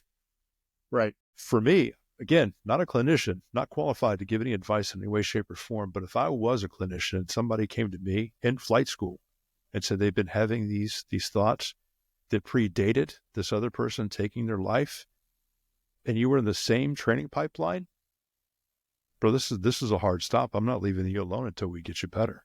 Yeah. That's code red, right? That's it is, man. It is, because that is the last. I mean, I would like to think, and I'm going to assume positive intent, that if you told her, I just had a conversation with my wife saying, can you take apart my pistol and hide that shit all over the yard so I can't find it? Maybe. So giving grace, onus is on us to be honest when we finally do ask for help, even though that's hard and it's almost unrealistic to ask or expect. But as a clinician or as a buddy getting that call, you've got to get it right. You have to. There's you may be the last thing. I agree. So anyway, sorry for my rant. No, that was great. And I agree with 100%. And don't get me wrong. Like I was never mad at the clinician, right? Because I really think it's just the systems and processes and kind of how they view some of it, right? And their job is also to keep us in training, right? So she probably in her mind was like, I'm doing this guy a favor, right? Like, I'm not going to, you know what I mean? So I think there's a balance there, but I also think like if somebody literally brings himself to a mental health or behavioral health clinic, like you said, that's a cry for help. And it could be a do or die moment, literally, legitimately, that affects not only the individual, but families, friends, the entire post potentially. So Yeah. there are serious ramifications, obviously. Luckily, I got through it. But that put a very bad taste in my mouth. And there was no way in hell I was going to go back to get help from a You're not going to roll the professional in the dice military. twice. Yeah, you're not going to do that No twice. way. No way. You got away with it once. You're not going to tempt fate. Exactly. I played Russian roulette and survived. So Yeah. yeah. So this all just continues, man. I'm burying it down, trying to fix it on my own. I'm literally Googling, symptoms, how to fix depression, and going through the steps. I'm trying all these holistic, whatever supplements, and I'm reading self-help books. I started meditating, started journaling. I really tried to pour into God and religion, but it just felt like it was a rat race, right? It was just an endless cycle, and nothing I was doing was really fixing it. It was all just distractions, maybe at best. I remember even I would go to class 10 to 15 minutes early and just sit in the parking lot and put on like a meditation, whatever, guided meditation. Even during that meditation, even though I'm alone in my car in the parking lot, I was constantly looking around, making sure nobody was walking by that I knew. And if they did, it was instantly getting turned off. So, because I was ashamed of it, right? I didn't want to admit to anybody that me, this poster boy, Green Beret, crutch in flight school, was going through this. I wasn't ready to admit that to myself or to anybody else. So yeah, throughout the trying to fix it process, I would say I was like dipping my toes in and not fully committed, which whatever. I don't know if I would have fixed it on my own. I honestly don't think so, because I think I was just in so deep and it just had such a grasp on me. Yeah. There's a lot of things at play there. Yeah. And the bottom line too is like, I was still in a class that I had to succeed in. So there wasn't an option to like de-stress, right? Or like, not take not a couple until you got weeks to the off, end. right? Yeah. So I just had to keep pushing, and that was my mentality. So it was just survive every day, pray that I can continue fighting. And that's what I did. So I don't think anything else significant happened in flight school other than just battling it throughout. But I did, here's a testament to the power of the human mind, right? Mm-hmm. I think you're about to make the point I was getting ready to. I graduated flight school as the distinguished honor graduate in my flight school class. So I'm number one out of whatever it was, 30 to 40 other super highly capable West Point officers, you name it. And I was number one through despite all of this. And that's not to pat myself on the back. That's really just to show that dude that's crushing things might not be perfect on the inside, right? Like something might be doesn't mean it is, but that was me. I was the guy that everybody looked up to, right? I was a former SF guy doing really well in academics and flying, everything. I was a leader in warrant officer candidate school, if that's, quantifiable, but I was doing air quotes for the listeners because it's kind of a made up position. But yeah, so I was this poster boy guy, and I was one step away from being another statistic that we all know is a problem in our society. So that's kind of the reason that I brag about the distinguished honor grad, because despite everything I was going through, I was still able to overcome that and at least portray success on the outside, even though I was very broken.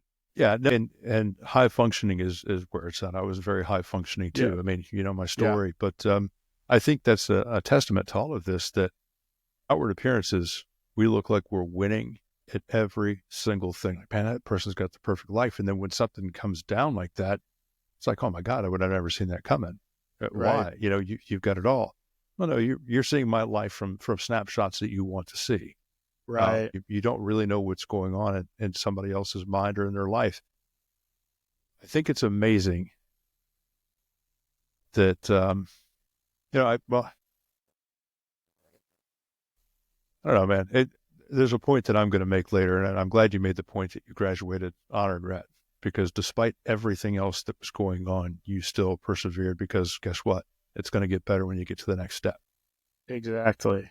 So, Exactly. Right. That was my whole mindset. It was so just one you're more day. you're winning, and you get to your unit. You got to choose your own unit. Being Yes. top guy, Yep. you got to pick airframe and everything else, and Yep. over everything else, you So want to be a Black Hawk pilot. yeah, man, it was because of my days with group. I don't know. I just loved, and actually I never loved being in the back of a helicopter. I got airsick, so I didn't like that. But I loved the mission of a Black Hawk. Like every time we did work with Black Hawks, it was just sexy, fun, exciting. So I wanted to be that guy that could drop off the ground guys in a 60. That was just kind of my vision of being a pilot. I'm sure Black Hawk Down kind of helped me glorify those guys. But yeah, so I chose Black Hawks. And then duty station, I got Savannah, Georgia. So I went to Hunter Army Airfield. That was my first choice. And then my unit, 3rd Cab, was also deploying a few months after I got there.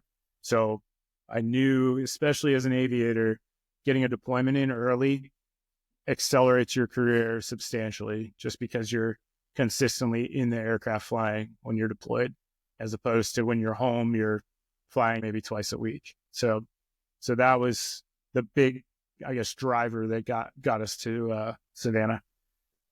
So Yeah. now, did these issues subside after you graduated and got to Savannah, got your unit, started doing your workup, or were they just, you just now had a new thing to focus on, so they weren't as present, or did they just go away? Neither, man.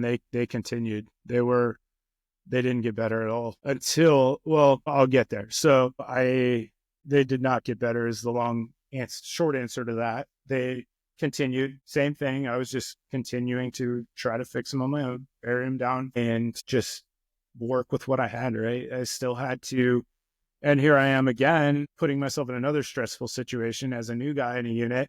Now you have to progress. You have to show your worth, and you have to get to the point where you're not a new guy anymore. So it's this constant just cycle. If you're seeing a pattern, it's also a pattern though, which I think was to my benefit. And I know it was to my benefit that there was always something to work for, right? Like there was always, which we've talked about before, but it did give me something to strive for, even though the future seemed grim, like the actual long-term future felt grim. I didn't have a lot of hope for the future.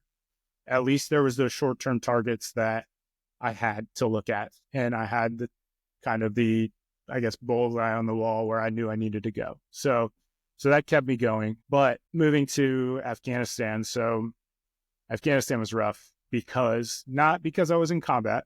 Like the combat portion of it was, it wasn't very substantial. Like we were mostly moving ass and trash is what we called it. So we were mostly moving people and equipment from airfield to airfield.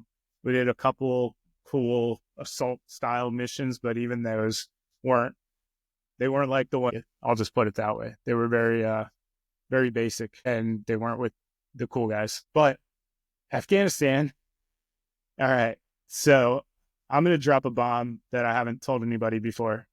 And this is very embarrassing. That's why I haven't told anybody before.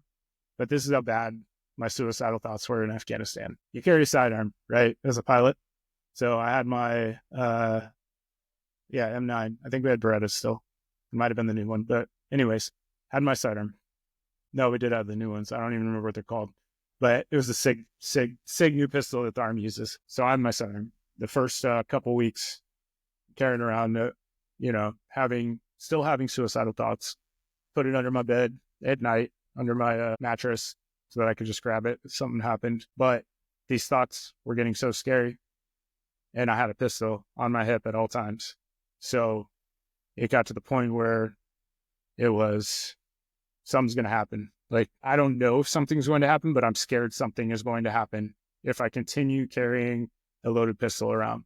So I had to make a very shameful decision to take all the rounds out of my pistol magazine and carry around an empty magazine in my pistol around Afghanistan for the duration of the deployment, because committing suicide was not worth the risk of crashing or whatever, landing somewhere where I still had an M4 right behind me. It was not worth carrying a loaded pistol around, knowing that at any moment, if my thoughts became too much, that I could take my life. So I had to make a very, very, especially as a former Green Beret, that was a very felt shameful. Now that I look back on it, I'm glad I did it, right? Like I'm actually kind of proud that I did it, because I put my life over some stupid shame and stigma. So I'm proud that I did it. But at the time, like, obviously I was terrified that somebody would that would get exposed. And that was it was an embarrassing thing, man. Like, here I am, a soldier in a combat zone in Afghanistan, and I'm scared to carry a loaded pistol around. Like, it didn't feel right. But yeah, it was something that I'm glad I did, I guess. Thank you for sharing that, man. That's, wow. Yeah, it was weird. Those are powerful feelings, man. Right. That's a lot to, man. Yeah, that's a lot to take in. Yeah. And you would never, nobody would have ever guessed it. Like, luckily with that pistol, it's easy to just load an empty mag and you have no idea unless you hold it. You feel the weight, but fortunately it's in my holster, looks totally fine. So I was able to pull it off, right, without having anybody question it. But yeah, I've never told anybody that. It's going to be in my book, but yeah, that was actually writing my book reminded me of it. So that kind of brought it back, and I was like, it's impactful. It certainly is, but thinking about it, I can't imagine you were the only one that thought about that, did that. I'd be very surprised if you were the only person who has thought about that and actually has done that. You may be the only person that have admitted it. Right. It's embarrassing. But no, but I mean, in context, in the context that you put it in, bro, that's got to be the most big kid decision I've ever heard. Hey, if it gets down, I'll load a good mag, but I can't be walking around with a live mag. I mean, that's to be in a position like that, and not everybody's going to understand this, and thank God not everybody can understand this, but yeah, of course. When you're at that point, you're not thinking like you normally would. I mean, you're not fully in control of what's going on. You're thinking on a whole different plane. Things that when you're well and optimized, as it were, those things, it makes complete sense. Like, how would you do that? But when you're in it, you don't see that, man. So to be able to have that clarity and say, hey, there's a solution to this, that's pretty awesome, man. Thanks. I can't imagine you were the only guy to do it, though. I would. Yeah. Man, That's a good point. I have a feeling when your book comes out, hey, you're a special guy, but you're not that special, Nick. I wonder after your book comes out if people start calling you and say, bro, I thought it was just me. Because that is the one thing, the common theme that I get from everybody. I thought it was just me. Same. No, you're not that damn special. That's remarkable. Exactly. I want you to tell me if somebody does that. But anyway. Yeah, I'd be curious too. And there's going to be the haters out there, the guys that are like, oh, what a pussy, whatever, dude. Let them. And that's why that's why I gave the disclaimer at the beginning of this. If you weren't there, if you haven't been there, I hope you're never there. Exactly. But if you've been there, you understand exactly what the hell I'm talking about. So anybody who hasn't, this message isn't for you. Keep scrolling. So don't judge. Amen. You're not in a position to be judged. Hopefully it never is for you. No, exactly. That's awesome. Anyway, not optimized Nick. Flying around Afghanistan, you get more than 500 combat hours. So now you're a big kid, and you have aspirations to be a Night Stalker. Yeah. And in comes Thad King into your story. Man, thank God for that guy. Yeah. So he's a character, brother. He is. He's great. He was a great. That was a God thing, man. I met Thad before my Afghan deployment with aspirations already to go to 160th. We met at a small church in Richmond Hill, Georgia. Like, just the stars aligned that I met, that he was literally sitting in front of me, right? What was Thad doing to church? That's a bigger story I need to ask him about. Patty, that's old Patty behind. Okay, gotcha. That's why he married a good wife. Yeah. Yeah. She's a very patient woman. Exactly. So we hit it off. Well, maybe not hit it off, but I told him where I wanted to go. He was like, "You're a brand new guy," but he recognized that I had a special operations background. He kind of gave me the speech of, here's what you need to do to get over here. We'll go to bat for you once you get the credentials, basically, and I'll help you through the process. So, so about 3/4 in the Afghanistan trip, that's when I got the 500 hours, made pilot in command, and was eligible, I guess you could say, to drop my 160th packet.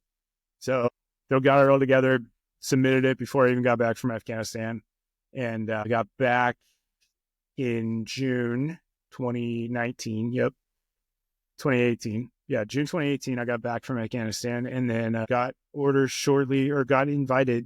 shortly after. I believe it was when I got back. It might have been when I was still there, but either way, towards the end of my deployment, got invited to go assess for the 160th in August of the same year. So it was pretty quick turnaround. It was like a 2-month, basically hit the ground, back from deployment, and then go assess, which was an incredible blessing because, one, I was in deployment shape. So I was in 9 months of hitting the gym once or twice a day, eating pretty well. And then 2, I had a lot of repetition in the aircraft. So a lot of like just every day doing the same exact, thing, starter procedures, shutdown, flying, everything. So I was very comfortable with the aircraft. I was at a point where it wasn't like, you go a month or 2 without doing something and you have to kind of figure it back out and relearn it. I was very, very sharp and I was ready to go. So fortunately, I had those things going for me despite all the other things. And actually, I skipped a step in this story that is very, very important.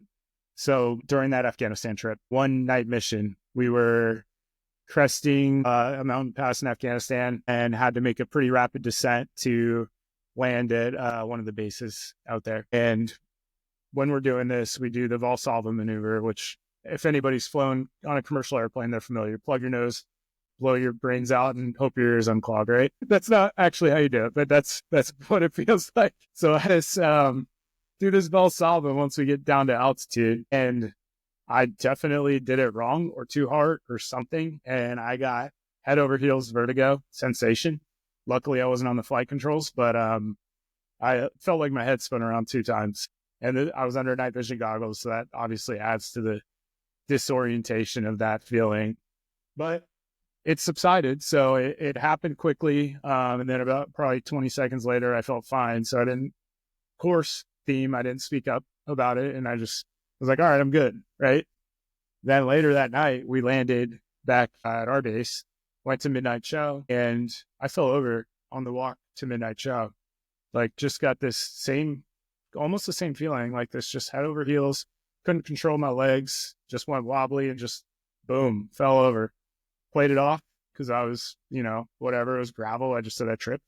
So nobody really thought anything of it, but it was really concerning. And I didn't know what the hell was going on. So I went to a surgeon. We had the surgical resuscitation team, the SRT guys, because the medevac was with us.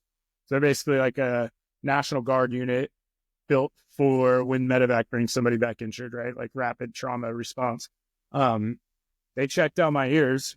There was a lieutenant colonel, and she said I ruptured an eardrum.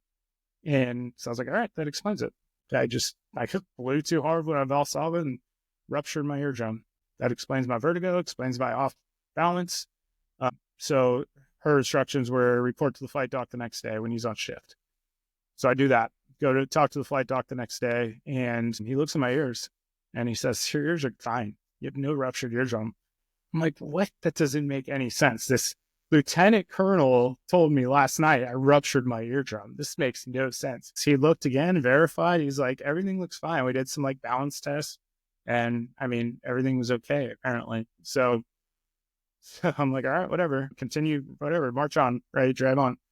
But these dizzy spells kept happening. So, and now they were happening not just like in an instant where it was like an instant vertigo sensation.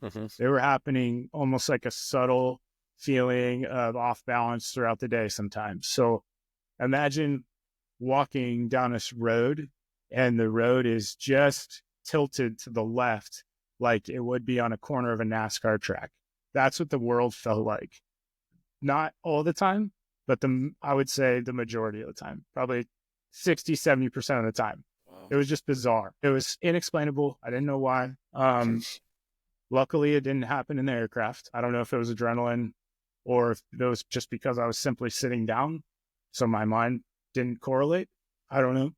But fortunately, I did not have that experience in the aircraft. So I felt safe enough to continue flying despite what was going on. All right. So I think that catches us up now with what's going on. So I'm going to assessment in August for the 160th after the deployment with all these things going against me, but all these things going for me. Yeah. Right. So I'm still dealing with depression, but now I'm having these freaking dizzy spells that I can't understand and have no explanation for. Funny story too, Thad, one time before I went to assess, I went to the 160th hangar with him. He kind of just wanted to show me around. I don't remember a word he said because we spent about an hour together, but the whole time I was just focused on not falling over.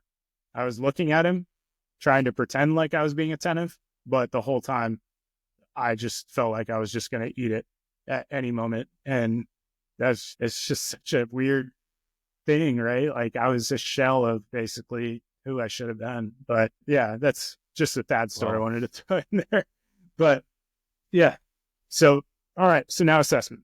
So get to Fort Campbell. I'm really prepared. Like I will say I didn't have G2. So I didn't have like what was exactly what was going to happen, but I had enough information to understand what I needed to do to be prepared, I guess is the best way to put it. To PT test, swim test, all the aviation knowledge, all of that stuff. I don't know how deep, I'm not going to get too deep into assessment because it's really like it doesn't add to the story other than the fact, the end result. I think that it's important to note that the 160th is the Special Operations Aviation Regiment.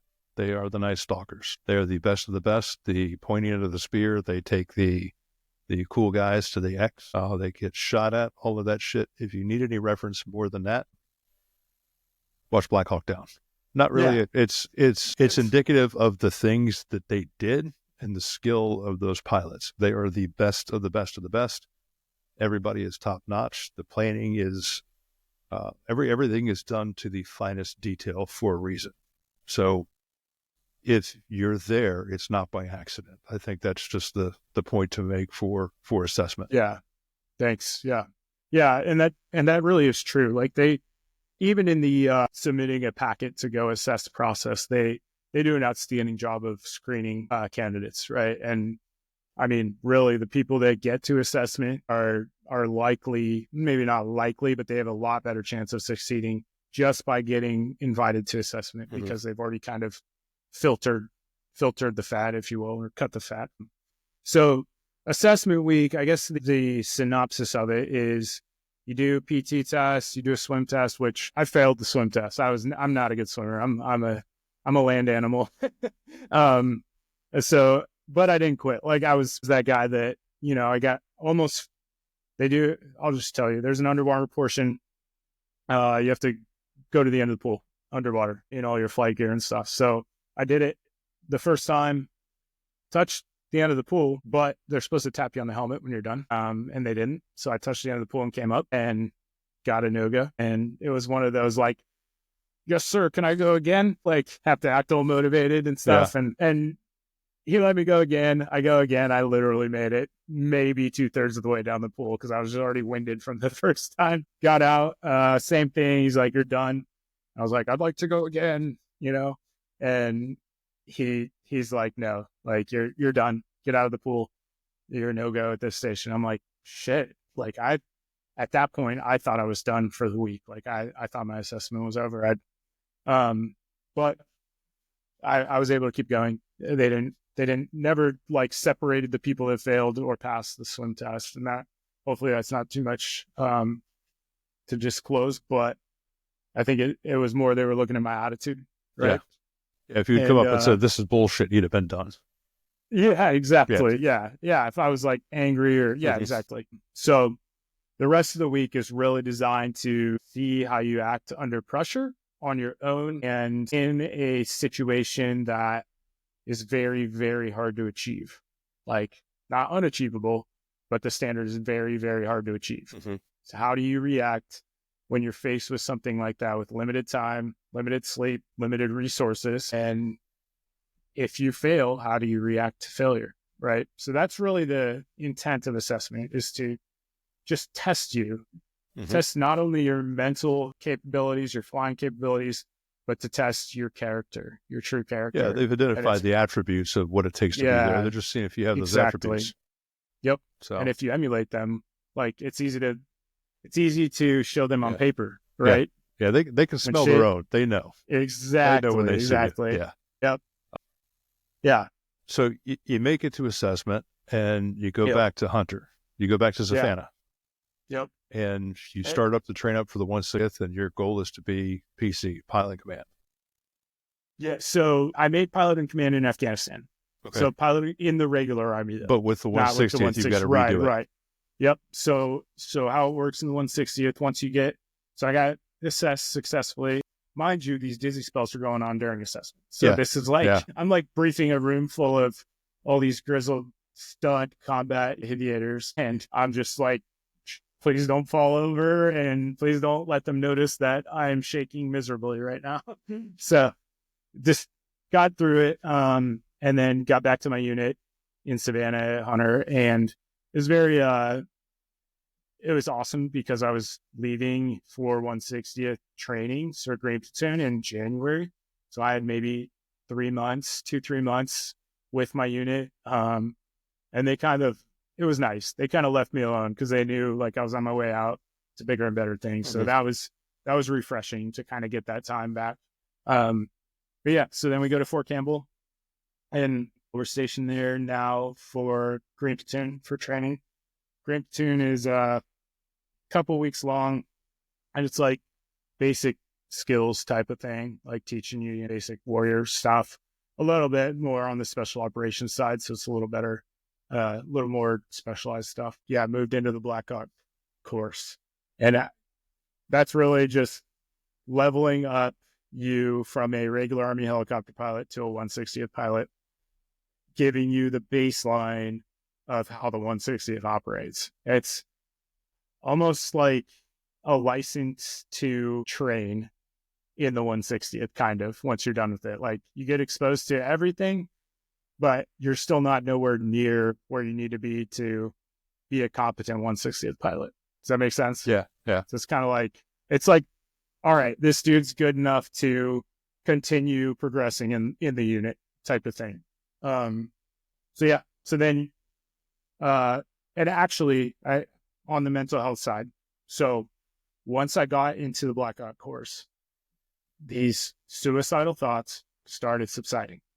So they started going away. However, these dizzy spells were still there. So it almost completely shifted from being depressed and scared I was going to take my life to, am I dying because I'm having these dizzy spells and I have no idea what's going on with me. So it was a different kind of fear, still fear, but I didn't know, to be honest, I did not know that it was still mental health related because one, I was just naive to mental health in general. Yeah. And two, I wasn't suicidal anymore. So I was like, okay, I'm out of the woods, I'm good. Now it's just something else going on. No, you're just deeper into the woods. Exactly. But I didn't know. And it was refreshing, but it was still scary. I don't know. It was a weird thing. But so, yeah. Well, you're having all these dizzy spells. You make the 160th. You get there. You actually do a combat deployment with the 160th. Iraq. So you go to Iraq and you have a combat tour there. You get to do all the cool guy stuff. You're learning everything. Yes. And then you get to come back and test for, was it pilot and command with the 160th? Yeah, it's called FMQ, fully Okay, full mission qualified. qualified. Okay, Yeah. so you were So, getting ready to do yep. that, and before your qualification for that, you had to get knee surgery. And Yeah. the knee Yeah. surgery is, and I want to unwrap this a little bit, because you said something to Thad and Tyler, and the first time I heard it, I was like, hey, that makes sense. The second time I heard it, because I had to listen to it again, trying to make you the number one episode on their platform. Thanks. Yeah, I appreciate it. So take you down a notch. No, you ain't getting me. So I was listening to it while I was running. I texted you. It's like, man, you made me cuss when I was running. That's right. Because you said something, and I was like, and what you said was you almost quite literally had to take a knee because of your knee surgery, and you were like, maybe this is a chance for me to take a knee. Maybe this will be the thing that does me, so I don't have to say this. Right. Give me a reason. So I'm not self-selecting. I'm being selected. Yes. And yes. Man, that hit me like a ton of bricks. I stopped. Actually, I stopped mid-stride, and I just stood there in the middle of the street like that. Yes, that's the way out. Yeah. So you had to get knee surgery, and it was like, what, a 9-month? Yeah. It was called a oat surgery. So it was like essentially I had grinded all the cartilage away at my knee, and I had kind of a hole in defect in my knee. 5.5 minute miles will do that. Yeah, exactly. That'll do it. And all the roughing and stuff. That'll teach you.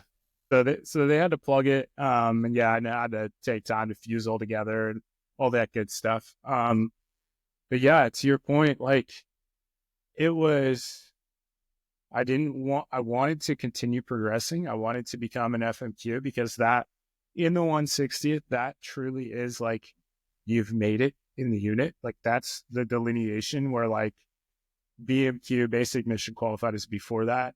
You're trying to make it, right? You're trying to be literally one of the big boys and an FMQ. So it sucked because I had to delay that. But as we'll unwrap, like that was probably the biggest blessing that could have ever happened to me, was going down for that knee surgery, because it just allowed me to, I guess, really stop. And be quiet. And slow down. Still. Yeah. Exactly. And look at like priorities, right? And really soul search and figure out what the hell's going on with me, what's been going on with me the last 3-4 years, right? Like, but even in that recovery from knee surgery, it still took, I think almost 9 months for me to actually start talking about the mental health stuff with a professional. It took my wife, it was more than 9 months, because I got surgery in February and it was in December because it was Christmas time. I remember I was on Christmas leave, or it was just before Christmas leave, and Allie was like, it's time. Like, you need to go talk to somebody. My knee surgery, or my knee recovery, was extended. So it was beyond 9 months, but I was not in a good spot, man. I was still just a shell of who I should be. I was still in zombie mode. And she straight up was like, you're already on a downslip. Go do it. Go talk to somebody. So probably even more so because you didn't have the purpose. You weren't flying. You were just planning. Yeah, that too. Yep, that too. So, I mean, it was probably a lot more noticeable. And that was that downtime, although you say it was a blessing, that was probably the bullet train that led you. Because, I mean, if it weren't for the knee, God knows where you'd be. So, yeah, no, it's amazing how those little things that seem like it's going to be the end turn out to be the thing that's the greatest thing to happen for us. Exactly. So you started talking to somebody, you got a sleep study done. Yeah. So, originally when I went to the flight doc, I told her about the dizzy spells. Okay. I didn't tell her about the depression, the history of depression, suicidal thoughts, all that stuff. Because, well, one, the dizzy spells were the immediate problem. That's what was going on right now. That's what I wanted to fix. And I still had aspirations of a career, right? Like, I still wanted to get back up as an aviator, progress as an FMQ, and who knows what beyond that. But I did not want to disclose. I was still a believer of the stigma that disclosing mental health is a bad thing, right? Still very much ingrained in me, and still, I was the worst offender of it. But So her reaction was, all right, let's figure out why. Like, let's first check your ears out, all that stuff. So we did head to toe scans, right? And one of those things was a sleep study. And the sleep study, I did it in Savannah with a civilian doctor, the first one. Well, the results came back and they diagnosed me with narcolepsy, which you know. But as a pilot, narcolepsy is probably top 5 diagnoses you don't want to hear, you know? Like you're done. There's no way you're flying if you have narcolepsy. So that's actually what happened is I told my flight doc, I was like, hey, I got diagnosed with narcolepsy. Like, and he's basically like, all right, let's submit to Fort Rucker. We can try to get you a waiver. And I was like, let's not even, I don't even want to go down that rabbit hole. Like, let's just tell Fort Rucker what's going on. So I got a permanent downslip and the flight doc put in for a medical retirement. Now the Army, when they were reviewing my med board, they denied it because the sleep study wasn't done by an Army doctor, so at an Army hospital. And I get why, because they have at the time I was like, that's BS. Like, a civilian doctor's just as qualified. But the Army has very specific guidelines for a diagnosis of a narcolepsy or any sleep issues. So you have to wear a watch for 2 weeks prior to the sleep study, just to make sure you're not like sleep depriving yourself leading up to it and all that stuff before you do it. So I go to Fort Gordon, get the Army sleep study, and results come back. Literally took a couple months later. At this point, this is the next summer, I think. So this is already like, I've been grounded for almost 1.5 years at this point, just because of all this freaking medical tests I've been doing, trying to figure out what the hell is going on. And the Army sleep study comes back, literally says, no diagnosable criteria for narcolepsy. So I am permanently grounded. I don't have the condition that I'm permanently grounded for, and I can't get medically retired, and I can't do my job. So I'm in this super, super weird situation of like, what the hell am I going to do, right? I didn't want to reclass. I didn't want to go find another job to do as a W-2, CW-2. I really just either wanted to get back up as a pilot or get the hell out of the Army. Like, those are my two kind of, I guess, ultimatums, if you will. So the flight doc tells me, hey, let's try one more time, get you a sleep study with a civilian doctor in Savannah. And I'm just, in the back of my mind, I'm like, the Army's not going to accept it anyways. What's the point, right? But I met with the sleep doc, and there's a spinal tap test you can do that is diagnosable for narcolepsy too. So we went that route instead of doing a sleep study. They test for like hypocretin or something. And anyways, do the spinal tap, still don't have narcolepsy. So still in this purgatory. All this time I've been talking to the psychologist, kind of telling her about the dizzy spells, right? We're starting to talk about anxiety.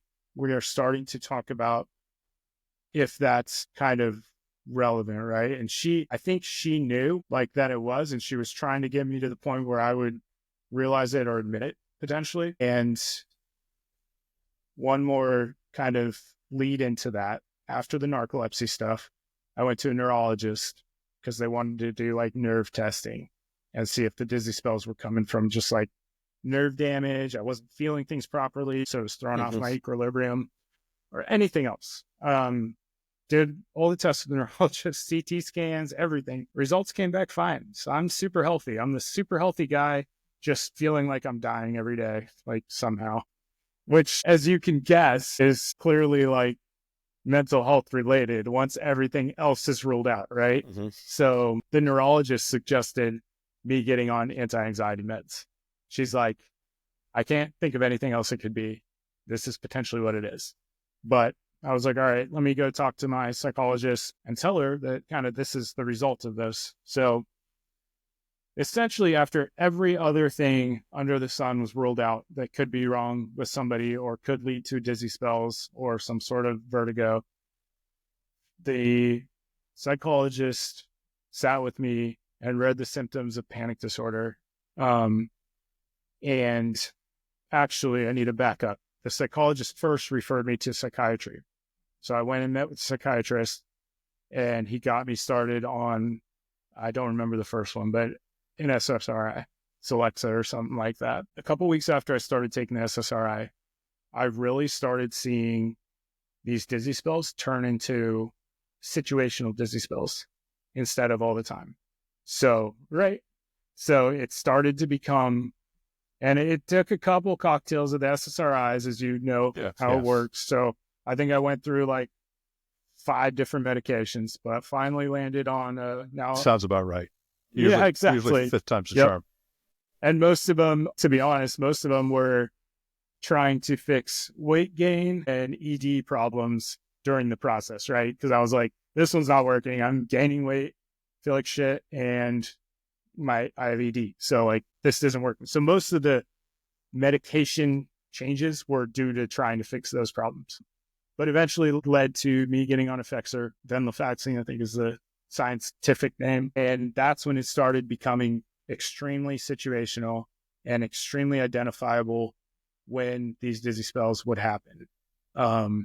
It was no longer just like walking down the street when I was having them. Now it was, hey, I'm giving a brief to somebody, or I'm in formation, or I'm at a stadium, or I'm even at church. It would happen just because there's a lot of people, a lot of chaos. So it became very apparent that it was starting, like, it was anxiety. And the psychologist read the symptoms of panic disorder to me. Once I kind of disclosed, hey, like, this is kind of working, right? And I can notice when it's happening. She read the symptoms to me and literally hit it on the head. You were like, okay. It was identical. Yeah. It was identical. Like, yeah, I'm pretty sure if I would have described accurately what I was going through, it would have been the symptoms, like, in order. You know what I mean? So that's ultimately what my diagnosis was. And I will tell you, man, the sense of relief that I got from having a name to what the hell was going on with me, and actually admitting to myself that that's what was going on. That was the biggest challenge for me, was getting over the fact that I had a mental health diagnosis. That was the biggest freaking stigma that I had to overcome. But the sense of relief and freedom that I had from that is just so freaking powerful. Like, it's sounds so simple, but it's so powerful, and it's indescribable how much that, like, changed my life, because now I knew what was going on, right? And I wasn't scared of what was going on anymore. It was just so weird. It's amazing you say that, and we didn't talk about this beforehand, but I've been doing a series here on the podcast with medical people. Yeah. And so it started off with Dr. Chris Free. That episode's out. Yes. Love that. Lena Grunlow, she's the one that did my ETMS therapy. That one's out. And today, Dr. Jen Byrne with Shields and Stripes, she's an occupational therapist. That came out today. Awesome. I recorded it last week with her, and I was so excited about what we uncovered in our conversation. That was supposed to be out like in mid-February. I said, no, we're doing a bonus episode. So nice. The reason I'm telling you that is because 2 reasons. Starting with Dr. Free, he did a study called operator syndrome. And I know we've talked about that. You've heard me talk about that. Yeah, I listened to that episode. It's awesome. The book and everything. And so I've been working on me for like the last 5 years. But really the last probably year and a couple of months, I've really just concentrated it, because it wasn't until his study, and more importantly, the book, to give it me digestible human terms, that I had a name for what was going on. Some of the symptoms I saw myself, and the symptoms that he found in the framework of operator syndrome. So with him, Dr. Byrne, Lena, I spoke to JD Miller yesterday. There'll be a podcast coming out with her about firefighter syndrome. Doc Parsley, I had him on. That's coming out the 4th of February. Awesome. You'll be at the end of February. But the reason I'm saying all of that is because it was a big deal to me to finally have a name to it. And now diving even deeper into it and talking to these people, finding out that mental health is not mental health, it's brain health. These are things that are happening at the cellular level within your brain and in your body, and it's all connected. And this whole conversation with you, I was hoping that it was going to lead into this whole thing of this drive and this pressing on, and the ideations leading into the dizziness that You weren't out of the woods, you're deeper in the woods. Yeah. And then you realize finally that high drive, still training, still doing the job, still studying, high performing, everything looks good on the outside, but on the inside, you're a complete dumpster fire. Yeah. And nobody knows it but you until some of those things start showing, and we try to fix ourselves, we try to outrun it, and we can't do it alone either because we don't have the knowledge or we're not doing it in the right sequence of things. Right. But sleep, diet, nutrition, all of the things that you did, they do work, but you get to a point when sometimes the medications are necessary. And if you've gotten that far, yes, you need the medications. The medications, I wasn't a big believer. I was resistant to it until I had to get on them, and it took the edge off and gave me the space to work on the physical things that I saw were a result of the brain health things that I had discarded or wasn't even aware of. I was afraid of because mental health. Like you said, you go to behavioral health in the military, they take your shoelaces from you. Exactly. Everybody knows who you are. I mean, that's embarrassing. But so anyway, I'm glad you came to the point to realize that these brain health issues, these neurological and physiological changes were related, and you were able to start to address them. So with that diagnosis, you moved forward to the med board and retired medically from the Army. Exactly. One thing that's interesting. You still with? Okay. Okay. Sorry. So yes. So after I got the diagnosis, the only people, however, that found out about this diagnosis, and this is the reason I'm getting medically retired, was my command. So I let everybody in my unit still believe that I just had narcolepsy and I was getting medically retired because of narcolepsy, because that was something easy to tell people that I didn't have control over, right? Yeah. So another stigma that was bullshit. I was trying to save my perception or my reputation because I knew, or I felt that if I had disclosed I'm getting out because I have panic attacks. Weakness, that's a weakness. Anxiety, right? Yeah. That was my fear, was that it would be portrayed as that. But the ironic thing with all of that is, like, sure, maybe there would be people that think that, but who gives a shit, man? Like, are those really the people that are good for you to be around and are uplifting for you? Like, they're not, because there aren't those guys that think those things. If they think those negative things, they're not the ones that you want to call when something hits the fan, right? Like, those are not your bros that are going to have your back no matter what. And if they do, then they wouldn't think that way about you if you had something going on. That's kind of my, I guess, self-reflection on it now, because I've had all those like voices in my head, like before I went public with all this, right? Which you did too. You have that internal battle of, what are people going to think if I expose all this shit, everything that I've gone through, you know?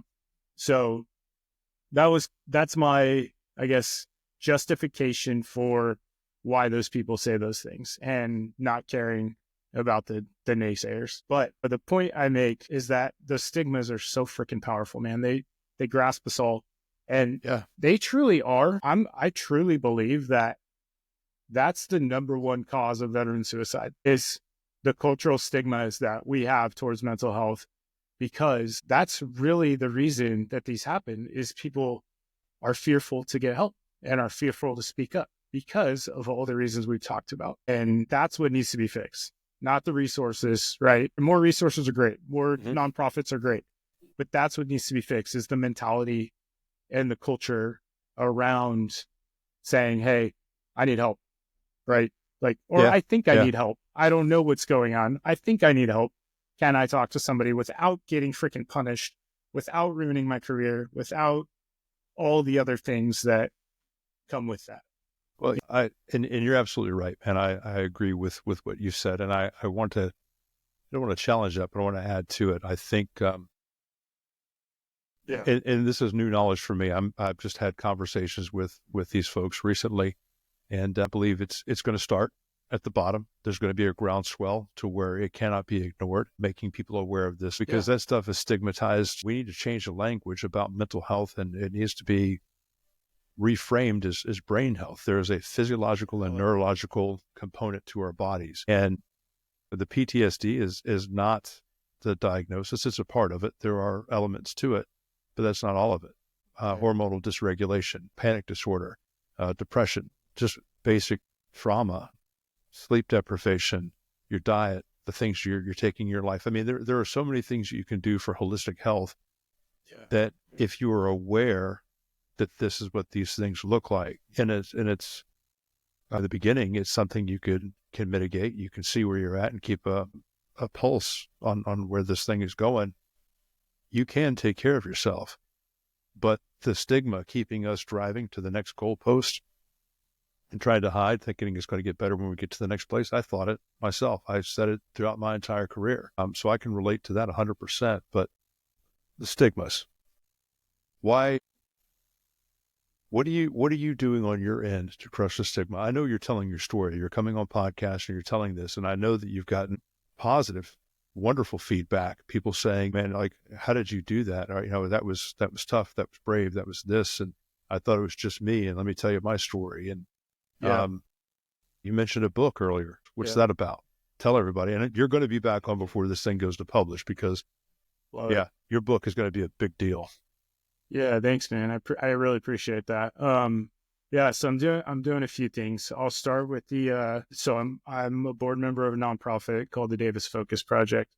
It's the CEO is a former youth pilot as well, and our mission there is to provide solutions for active duty and veterans who are going through something but don't want to talk to the traditional system, right? Don't want to go to behavioral health.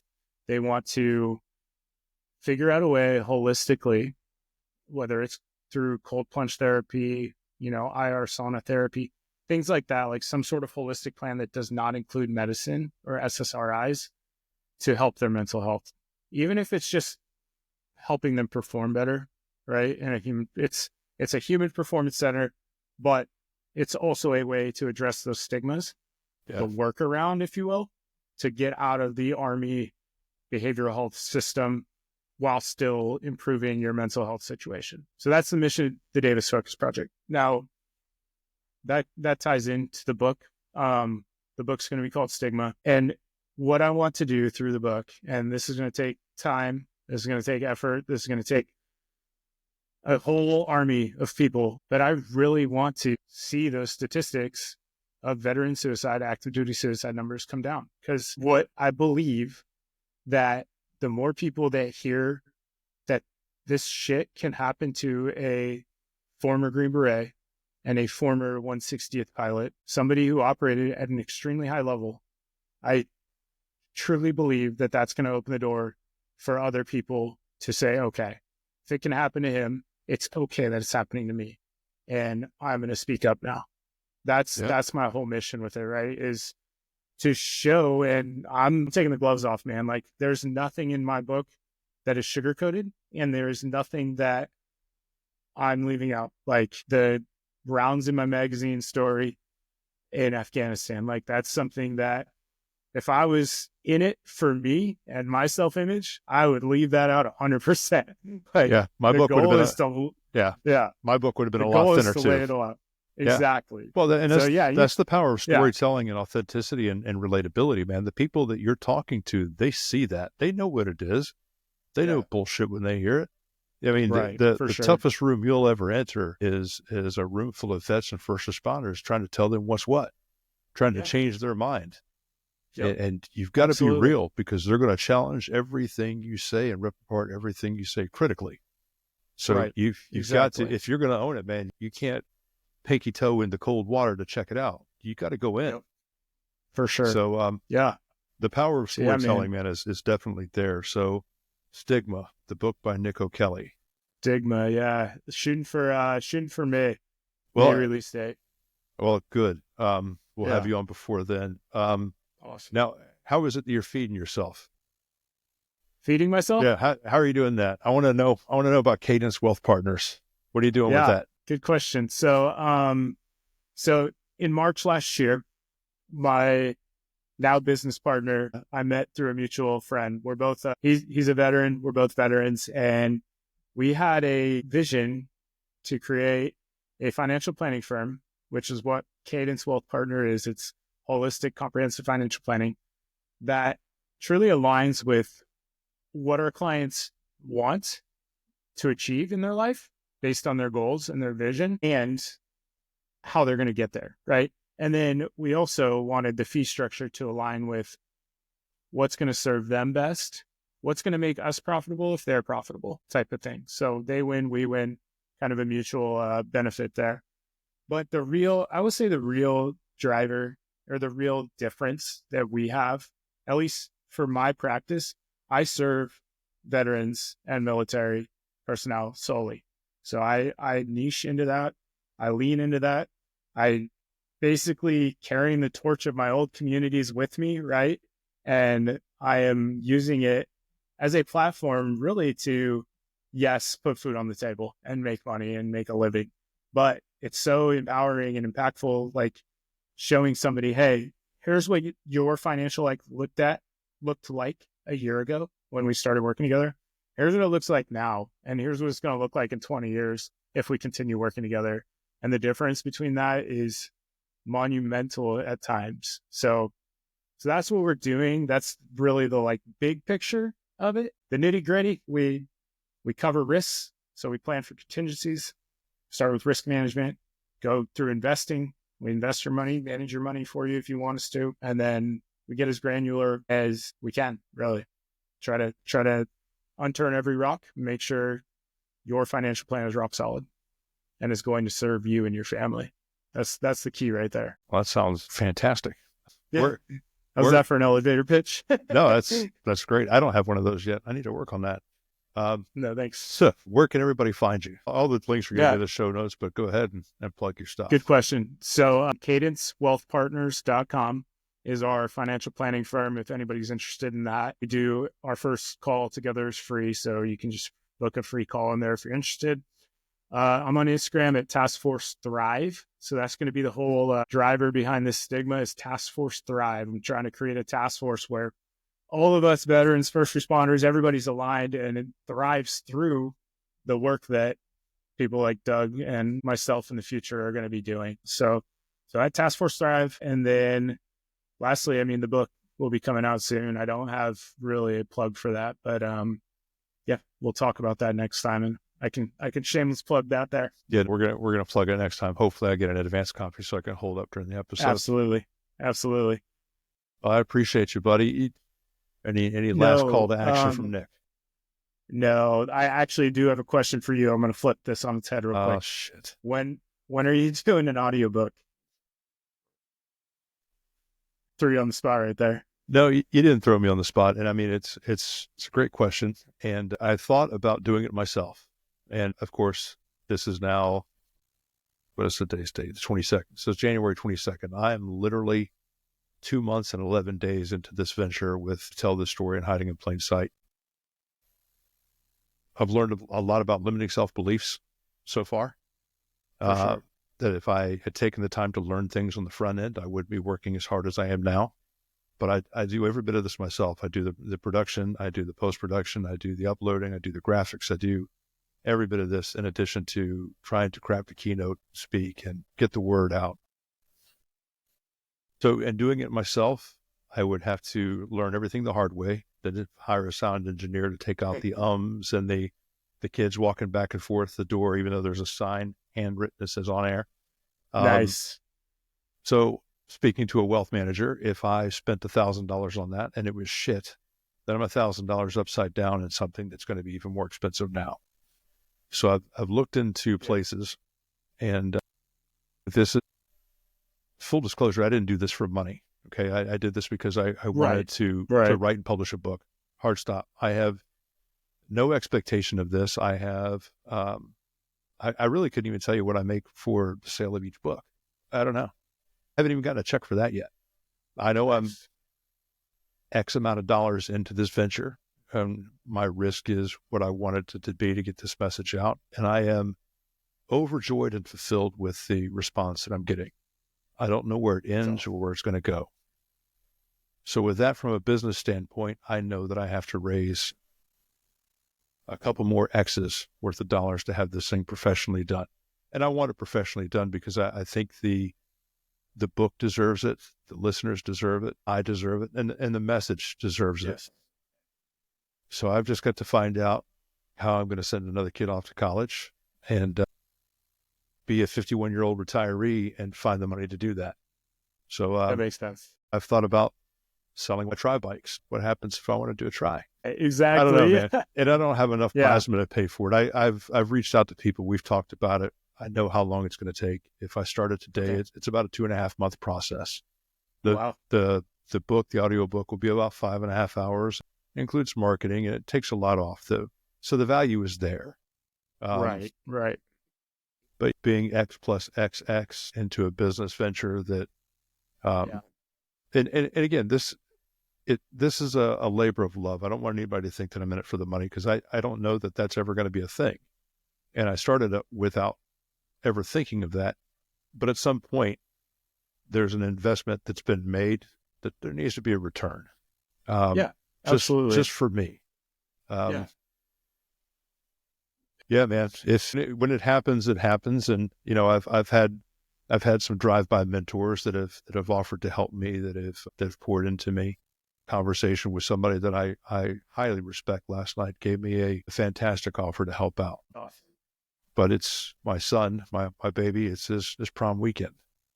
Yeah. So I'm gonna have to turn that down because, well, I want to be there to tie his bow tie. Good for you, though. I've missed too many of those, and I'm not going to sacrifice anything else for those moments. So, yeah, man, that's a long answer to I haven't done it yet, but it's something that I want to do. No, I gotta wait to hit the lottery or start mowing lawns. I guess I don't know. I'll figure it out, man. But when it gets sorted, you'll know.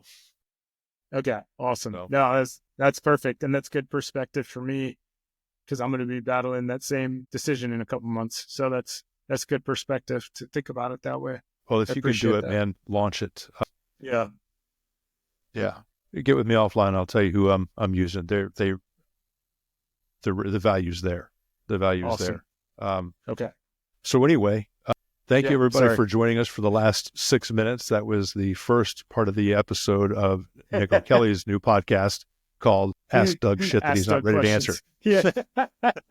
So, that's right. Nailed it. Also sponsored by Polestar Coffee at polestarcoffee.com. Veteran owned and operated. Anyway, thank you, Nick, and everybody. Thanks for joining us at Tell the Story. We'll see you next time. Thank you for joining us for this episode of Tell the Story. I hope you found today's conversation with Nick O'Kelly as inspiring and insightful as I did. If you'd like to connect with Nick, you can visit his company's website at cadencewealthpartners.com or find him in LinkedIn at Nick O'Kelly. Also, he can be found on Instagram at Task Force Thrive. Be sure to keep an eye out for his upcoming book, Stigma, and the powerful messages it carries. If you enjoyed this podcast, please like, subscribe, and leave a 5-star rating wherever you listen. Your support helps us spread this transformative stories to more people. You can also follow me on LinkedIn or Instagram, or visit my website at dougwhiteofficial.com. Don't forget to check out our sponsor, Polestar Coffee, for all of your craft roasted coffee needs. Fuel your mission with the finest brews at polestarcoffee.com. We'd love to hear from you. Share your feedback, give us guest suggestions or topics you'd like us to cover. Thank you for tuning in to Tell the Story. Remember, there's always a way forward. We'll see you next time.